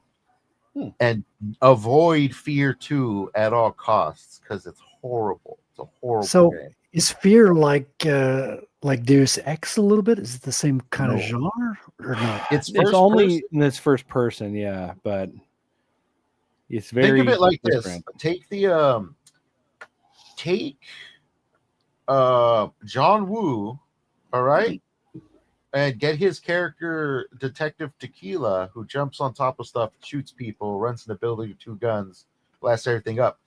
And then make him the main character of the Insidious movies, and you got Fear. You mean Chow Yun Fat? There you go, Chow Yun Fat with guns, a machine gun. I haven't seen the Insidious Oh, no. movies. That's okay. You don't have to. If you've seen a horror movie, you've seen the Insidious movie. Yeah, I mean Fallout. I haven't played Fallout 4. I know that Vegas with modding makes all the difference. It really makes it like a modern game, and because Vegas is also has a lot of bugs. I mean, not to the extent that 4. Or I mean, it's 76 anything did. that's published by Bethesda has Yeah. like that. Yeah, I mean, technically, it was published by. Was it Bethesda? It was. They published it. It was developed by Obsidian. Obsidian. The Obsidian team at that time were the people who worked on the original Fallout games. Nice. Yeah, and it's the same engine Bethesda used and everything. But yes, they used which is the same engine that they've been using since like Daggerfall. But yeah, it's Gamebryo, the Gamebryo such engine. a good game though. It which was they like still use. They still have the Gamebryo. It was my favorite game before I got onto Black Flag. I'm not gonna lie. Did you guys see the trailer for the new Fallout series? It just came out last week. I did not. I heard it came out, but I didn't see the trailer for it. When I say last week, it might have been this week. Like my sense of time is. yeah, mine's I completely never. skewed. Yeah, I never watched the Fallout TV show because it sounded like an apologetics for communism. Yes, it is. It's not that China started a war with the United States. It's that capitalism started the war on purpose because of bad writing. Is why. Yeah. Well, communists are writing the show to sell shelters. Yeah. Fortunately, I kind of enjoyed the show. I had a good time with the main. That's fine. I do not stand in judgment. But everyone around me do. hates it. So I get. I stand in judgment. I get it's not a popular opinion. I get it. I try to like just let people enjoy stuff. You know, like I have problems with a lot of things writing. Hold on, you're on the internet, Jared. You have to make sure nobody enjoys anything. I admit I'm doing it wrong. True. Clearly. Yeah. Except for the stuff you like. They can enjoy those. Well, yeah. Hopefully everyone should enjoy the things that I make, and they should buy them and let me make more things. Exactly. And I wanted to that leads perfectly because I wanted to circle back like what's her name? Patsky, and ask you what's in the future because with Morningstar, because you were talking about arcs on a larger scale, like inspired by Tom DeFalco's Spider-Woman because she has tits and everything. And I listen. Spandex clad tits. I'm not just here drawing, guys. I actually listen to what the guests say. Well, you're a talented enough artist to be able to do both. Well, thank you. Not everyone can do that. You might get invited back now, Jared. And I don't know if you'll want to come back, but we'll see. That's another question. So could you tell us a little bit what's in the future beyond this? Because you're extending the campaign to October, but you've probably is this the first issue of Morningstar? I believe so, right? It is. So I have big plans. We'll see how many come to fruition, but I do have plans. So originally I wanted to do so the way that this story kind of came about, this is actually worth telling as a story. So I had a different book that was this book that I have now, and it was part of a different book. It was Morningstar #1, and it was going to be a story that was back and forth between Ghost and a different character, and I was trying to do way too much and cram it all into 24 pages. And I've been through the same exact thing. Exactly. So I had it, and I got as far as I had the art done, and then I had someone look over it. I had almost everything done. And so I look at the feedback from a trusted friend. He gave me some very good, honest feedback, and I was like, you know what, you're right. And I don't want this to be my first foray to be one that I can see I could have done and should have done better. So what I did is I pulled it apart basically, and I took the story and I made it into two proper stories, 2 books. So I made the story about Ghosts its own separate issue, and I'm making Morningstar 1 is still a separate issue, which is now going to be, I'm hoping, between 40 to 64 pages, somewhere in there, just depending upon editing and budget. Right now it's at 64. I might trim that down, but it feels right. Like, this is a complete story about Ghost. It's a complete introduction to Ghost, and so now it's us. not right. Welcome. And so the thing about both of them is that, like, I want Morningstar is like the name of the main book. What I would love to be able to do is I would love to be able to get Morningstar Chronicles as like side stories that I tell in between issues, that are like the 20 to 24 page stories that are smaller, and they introduce like things that I would like people to know, but that aren't crucial. Like, you don't necessarily have to read this to be able to read Morningstar 1, but this is the introduction to Saska, who is in Morningstar 1. This is the introduction to Ghost, who's in Morningstar 1. And they're a smaller role, but they're still really important characters. Like, Ghost is probably the secondary protagonist for the entire thing. So, like, he's important. And I want him to have a good action-packed introduction. So I wanted to do like a proper story about Ghost, and that was what Morningstar Chronicles was. So the Chronicles is not necessarily about Ghost, it's about everything that happens in between. And so I want to do, that's like my big plan. I have a 10-issue plan for Morningstar, and I would like to do as many Chronicles issues as I can in between, to tell, like, to flesh out more story. And that's just with Morningstar. I also want to do, and I would love to come back on to talk about this when it gets closer, but I also want to do an Ashcan / proof of concept comic about Super Guy, who was from out of obscurity, and make that into like an action comedy comic and do something with that too. And so I don't know, I'm really excited to do a bunch of different things with it. And I would really love to be able to, I don't know, do a combination of, drama, action, and comedy between the 2 / 2.5 series. See, this is what I really dislike about you writers. You can make so much more menu comics than we artists can make. It's not fair. It's just, you're gaming the system against us. Well, when we don't have to draw it, it's so much easier, right? There should be an even playing field. You should be not allowed to write more than one comic a year. I did want to say, I don't, Bats, I don't know if you're trolling or not, but I did want to address something that you said about Morningstar. Actually, that is not completely unknown to me. So Morningstar actually has a dual meaning in the Bible. Morningstar was used in 2 different places. It's used as references Lucifer, right? Yeah, it references Lucifer, but it also references Christ. So the Bible uses Morningstar as a reference to both the Savior and to the devil, and that is that was known to me, and that is intentional. So the name does have a dual meaning for that purpose. So if you're actually genuinely curious about that, I wanted to share. But if you're just trolling, that's cool too. Well, you were actually a lot more thorough with it than I was. What I'm writing is taking place in the Great Tribulation, and it's called Morningstar Shadow. Nice. It's interesting because I studied the Bible for roughly 4 years, and there's a lot of, I don't want to say wordplay is almost the way to put it, because he's called Morningstar in reference to a particular time, and that is when he was one of the archangels, because he was once the name Lucifer. The reason you don't actually see much references to Lucifer after the opening portions of the Bible is because Lucifer means light bringer. And what does God do when he's casted down? He rips away his light and makes him prince of darkness, meaning that he is no longer worthy of the name Lucifer.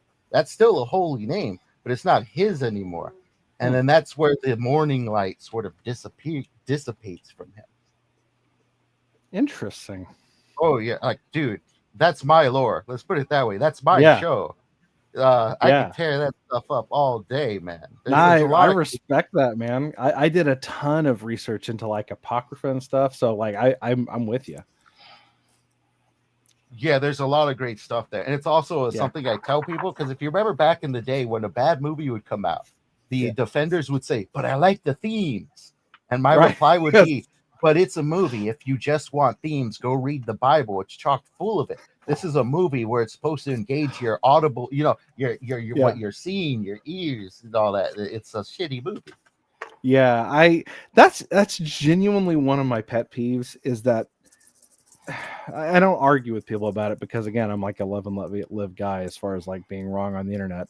But like it frustrates me that people will use themes as a justification for shitty writing.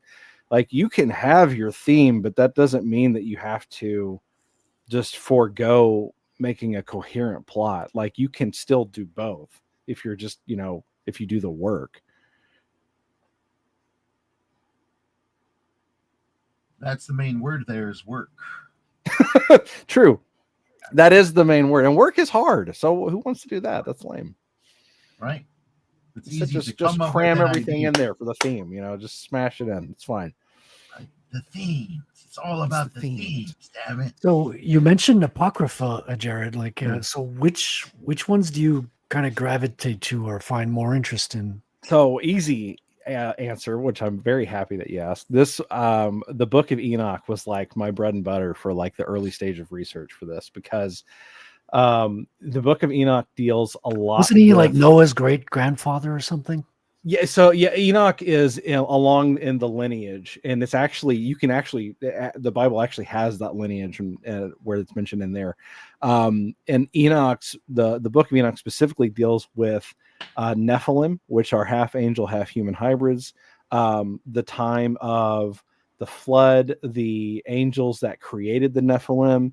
It is thoroughly fascinating, and it deals with notions of the great knowledge that humans have came from angels. Like, arts of war and science and things like that were actually given to them by the angels that fell. Thank you very much, Patrick.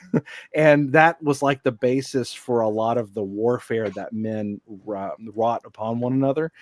So that's part of the Book of Enoch. So it was very fascinating. So the reason why, to go back to something that we mentioned really early on, the reason why I use the name Saska is because all of the characters that are in the book for her side of the story, they all have names that are tied to antiquity, because at the time I was researching all of the different Mesopotamian religions and things like that, and like around the area. And I was looking for names of different types of gods and deities and things like that, that I was kind of tied to that same time period of the Book of Enoch and everything. And that's where I came up with but that's where I found the different names that I used while I was researching it, and how I use that as kind of references for the characters based on that different research. So Saska actually comes from I think it was a deity of, I want to say, seduction or fertility or something like that. It's been a while since I've looked at my original notes, but yeah, I did do a decent amount of research on it. So I heard that Enoch was brought into heaven without dying. So he left this earthly realm, but never had a physical death. Have you heard about that? There's a certain number of people. Word on the street is right. Yeah. The streets are saying. I know there's two people in the biblical canon that never died, but I can't remember. Was it Enoch, Patrick? I think it was Enoch, but I can't remember the two. Okay, so you and Patrick have been giving each other compliments, gaying up the place. So we're gonna have to fucking play another Sabrina clip. That's fair, because of you guys. Fucking okay, let's do this one.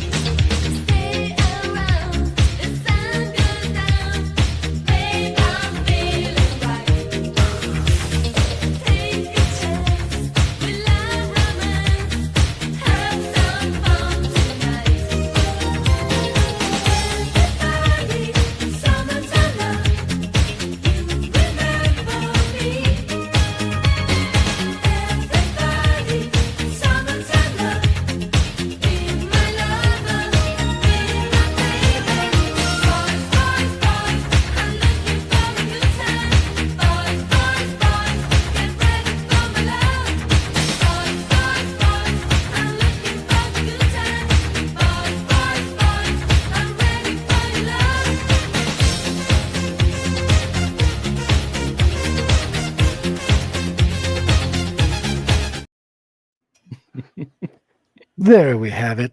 That's better. It is funny though. Like Patrick is one of like the 2 people I think I've talked to that have actually had a Venn diagram of interest that happened to align with my work, which is crazy. Yeah, I love Patrick. He's always like apologizing for his Christian rants, but I keep telling him that's why we're here, Patrick. Stop. You're not wrong. Yeah, you're not wrong. So to answer Bat's question, what specifically did the sauce stand Yeah, we for? covered that earlier in the show, Bat Sauce, but if you I asked her to introduce me to Lucifer Valentine. She said no, and I got really angry and decided to canonize her in my book. That's what happened. That's it. It's for the drama. You did it for the drama, Jared. Just I'm a admit it. secret drama farmer the whole time. I know. I you was are. Milking the drama. I'm a video editor by trade, and I was gonna do a video, or I convinced one of my clients to do a video on Lucifer Valentine. But halfway through collecting all the information, it was just a bit too sickening.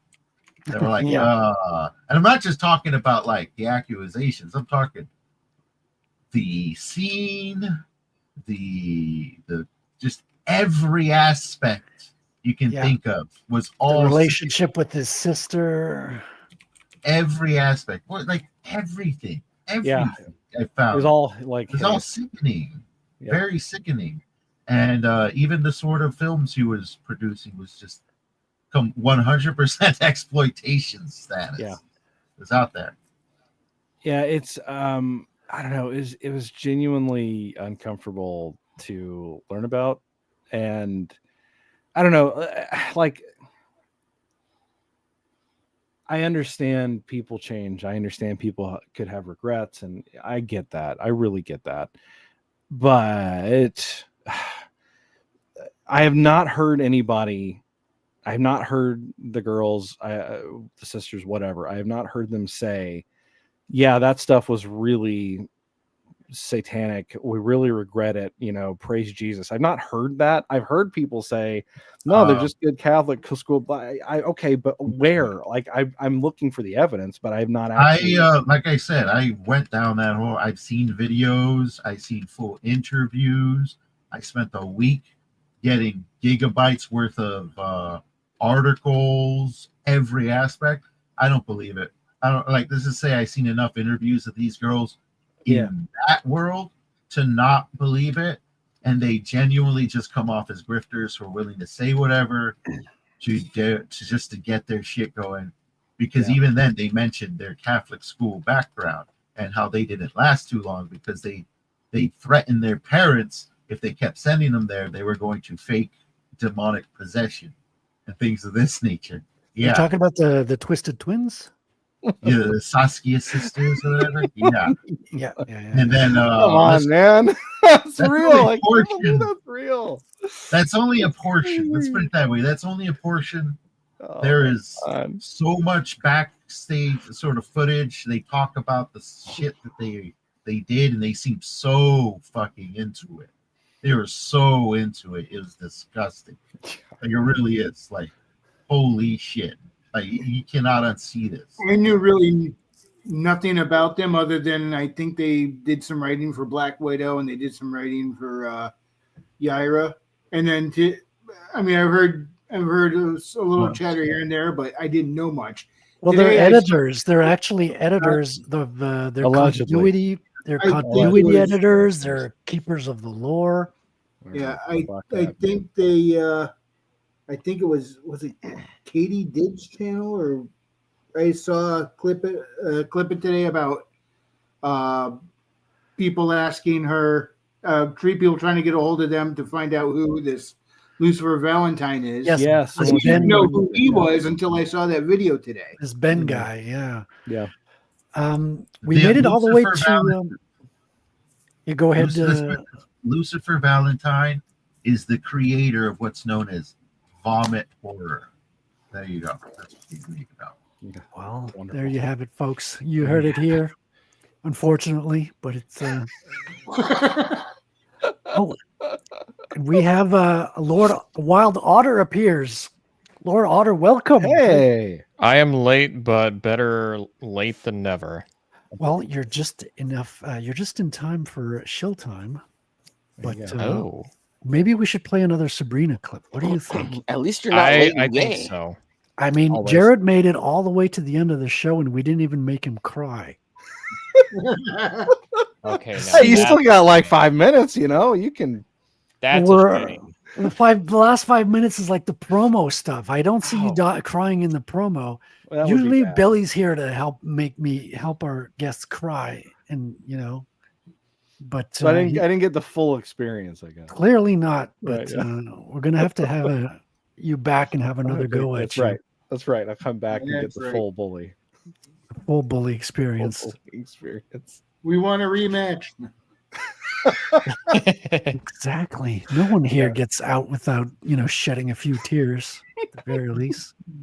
I'm gonna cry from laughing. All right. So one more Sabrina and then it's chill time. Let's do it.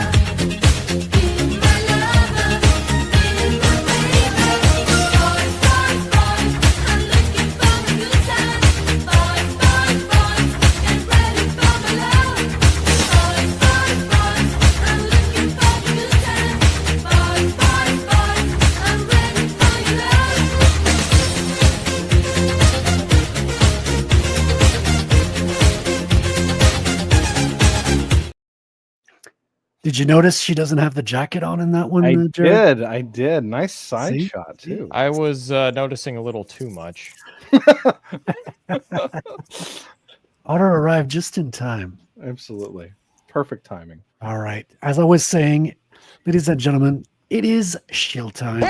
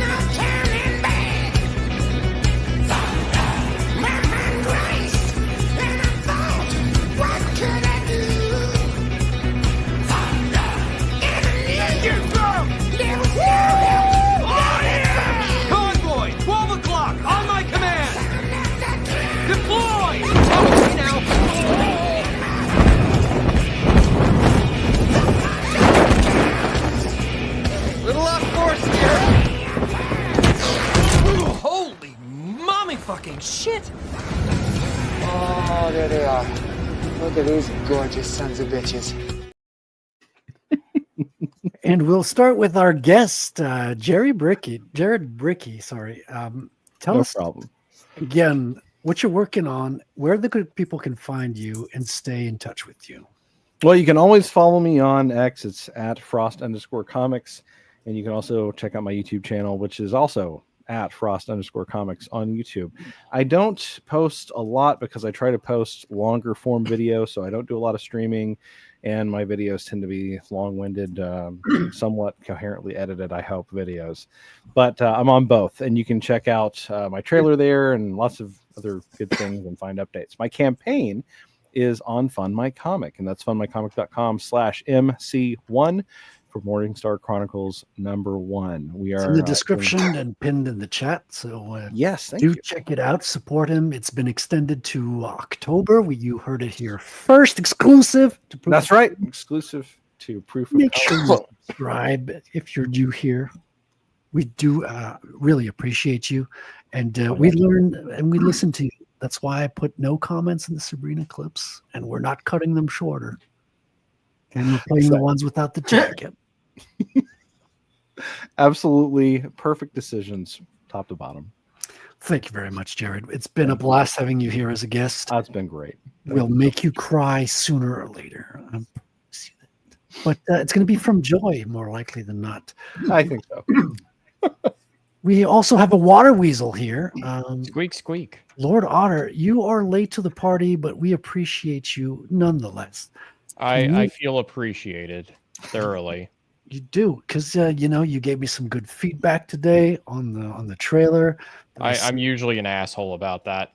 Well, that's why you got to get reviews from assholes, because if your friends just want to be nice to you, suck up to you, how's that going to make your book better? I know, need right? someone to be ruthlessly honest. I am a very honorable asshole. And that's why we appreciate you. And so I hear you've been working on a sequel to your book. Yeah, so it is called The Shadow of Twin Moons. It is nearly finished. That is the sequel to Steel and Stormbright, The Curse Coming of out the Starlight. before 2030, right? Before the next Winds of Winter. Yeah. I'm starting to adopt the Duke Nukem Forever team's motto of when it's done, unfortunately. But more accurately, I'm hoping to have it out here in just the next few months. Hopefully by the end of the year. I'm pretty confident in that. And on top of that, I'm now working with Sonnet to see that an audiobook is produced for The Curse of the Star Raid. So be on the lookout for that very soon. And will that be in Otter Sounds? Yes. It's going to be like an ASMR audiobook. It's going to outsell everything else. Yeah. Funny thing is, like, he's already sent me like the first few chapters to like listen to, and so far it's sounding good. Oh, that's awesome. Is it a solo read, or do you have voice actors involved? It's just him, but he does a damn good job nonetheless. Like, I've listened to a few of his audiobook narrations before, and yeah, he's always done a really solid job. Nice. Does it wet your weasel? Yes. What's my water weasel? And where can people find your book? Or if Well, they haven't read the first one, which I don't know why I haven't read it, but I bought it. I don't read books. I just buy them for the pictures. And yours have nice pictures in them. Yeah, mine has pictures, okay? One of them is a little spicy, but I digress.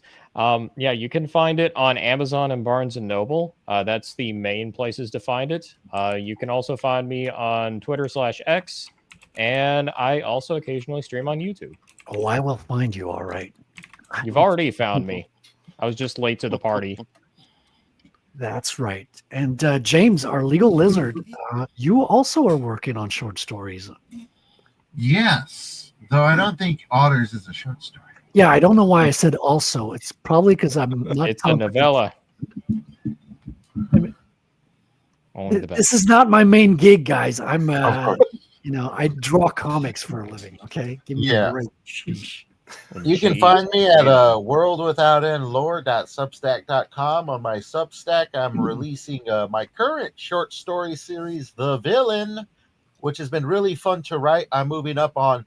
I'm 2 episodes away from the mid-season finale, which I'm going to take a break off, and I'm going to plot the rest because this one was kind of a whim, so I didn't really plot too much. But I've already got 5 episodes written of another series I want to launch soon, and 1 episode written and completely plotted out of another series.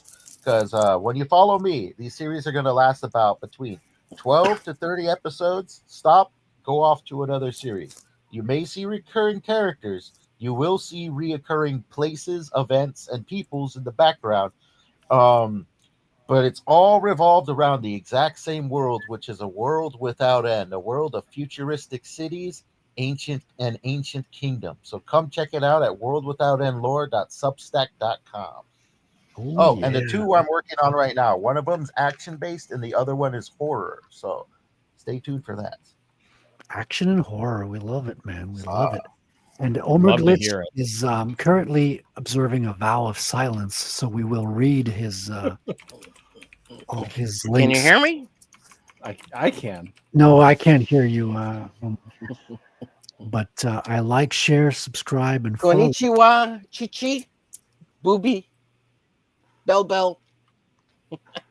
Hentai honey buns. Yeah, honey buns 2 on Chatterbait, please. Or go to GarciaDesigns.com and buy my shit. Subscribe, like, all that good stuff. You're hiding Here's the some boob. titties. Yeah, it's like, Here's some what are boob. you? Act like a We professional. learned nothing from the Omar. Sabrina conversation. Come on. Yeah, Bumblebee man. titties. This is going in your permanent record, man. I mean, hiding titties right on the outside skirt of the show, man. I tell you, it's like he didn't read the manual.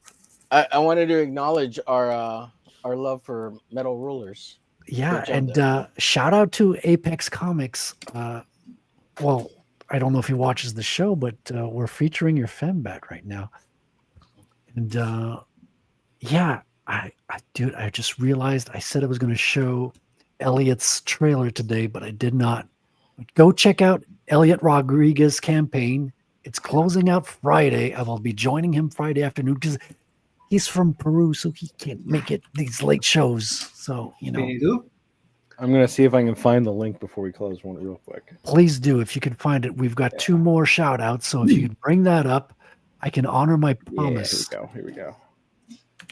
While he's doing that, Wrangler, would you give us a little bit of a shout out to yourself? That sounds wrong. Let us know where we can find your books, Wrangler, and how we can follow you and stalk you. You could stalk me on Amazon. I'm working on books 3 and 4 of the Bad Kitty series right now, but currently 1 and 2 are available. You can hang out with Haley, Elizabeth, and Sabrina as they go on their adventures. It's a little bit Goonies, a little bit fantasy, a whole lot of fun. And you can also find me over on Substack, where I have a short story set in the same universe with the LA detective scene here. And thank you for that artwork, Frederic. And you could also catch me on my YouTube channel. Do a channel search for @Wrangler212. It'll pop right up. If you just type in Wrangler, you're going to get Jeeps. Like Jeeps, but you won't find me on Jeeps. No, you want to find the kids with the potato guns. And Truth, all under Frequency Studios. What was that about the BB guns? I said you don't want to find the Jeeps. You want to find the kids with the potato guns. Oh, the potato guns, yes. Yeah. I thought you said BB guns, and all I could think of was a Christmas story. I want a Red Ryder BB gun. That's sick. That's wicked. I am Frederic Guimont. You can find my stuff on ratelcomic.com. You can find me at Character Creator on X. And I'll be on Comicsgate Commandos tomorrow on Carbon Hearts channel tomorrow. Patrick will not be there because he's playing Metal Gear Solid 5. Metal Gear? Early version, obviously. Kept you waiting, huh? Clearly. But we're going to make him cry. We're going to make him wish he was on. That's what we're going to do. And I'm keeping my promise, thanks to Jared, and we're going to play Ominous trailer. So kick it. Are you sharing it or am I? You're sharing it. Okay, let's do it. Do it live.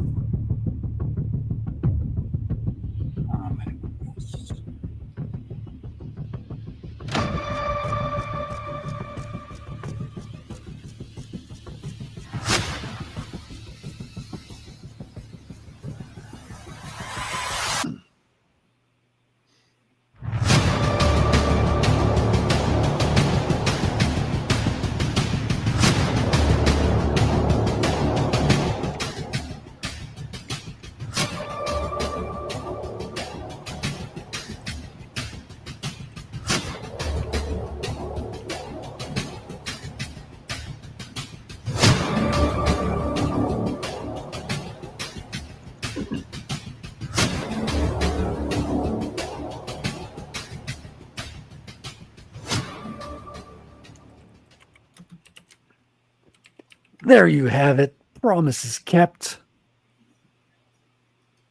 And I'll be seeing you.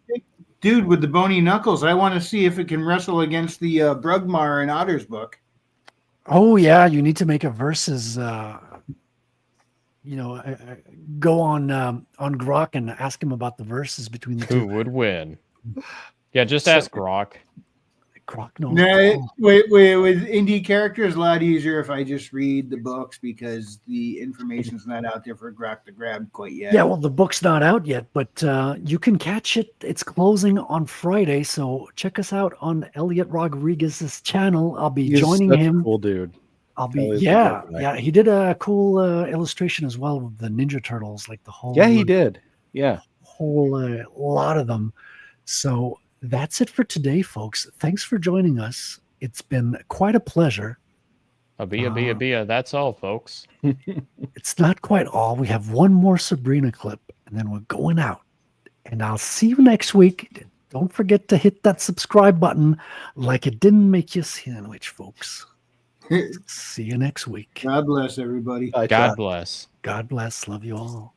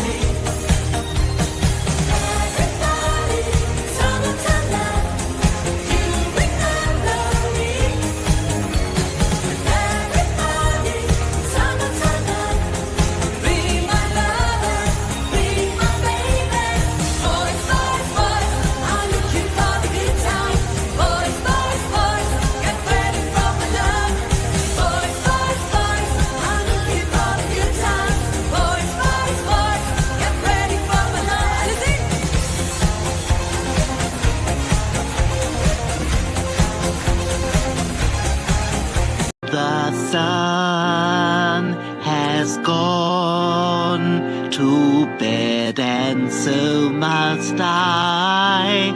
So long, farewell. Auf Wiedersehen, goodbye, goodbye,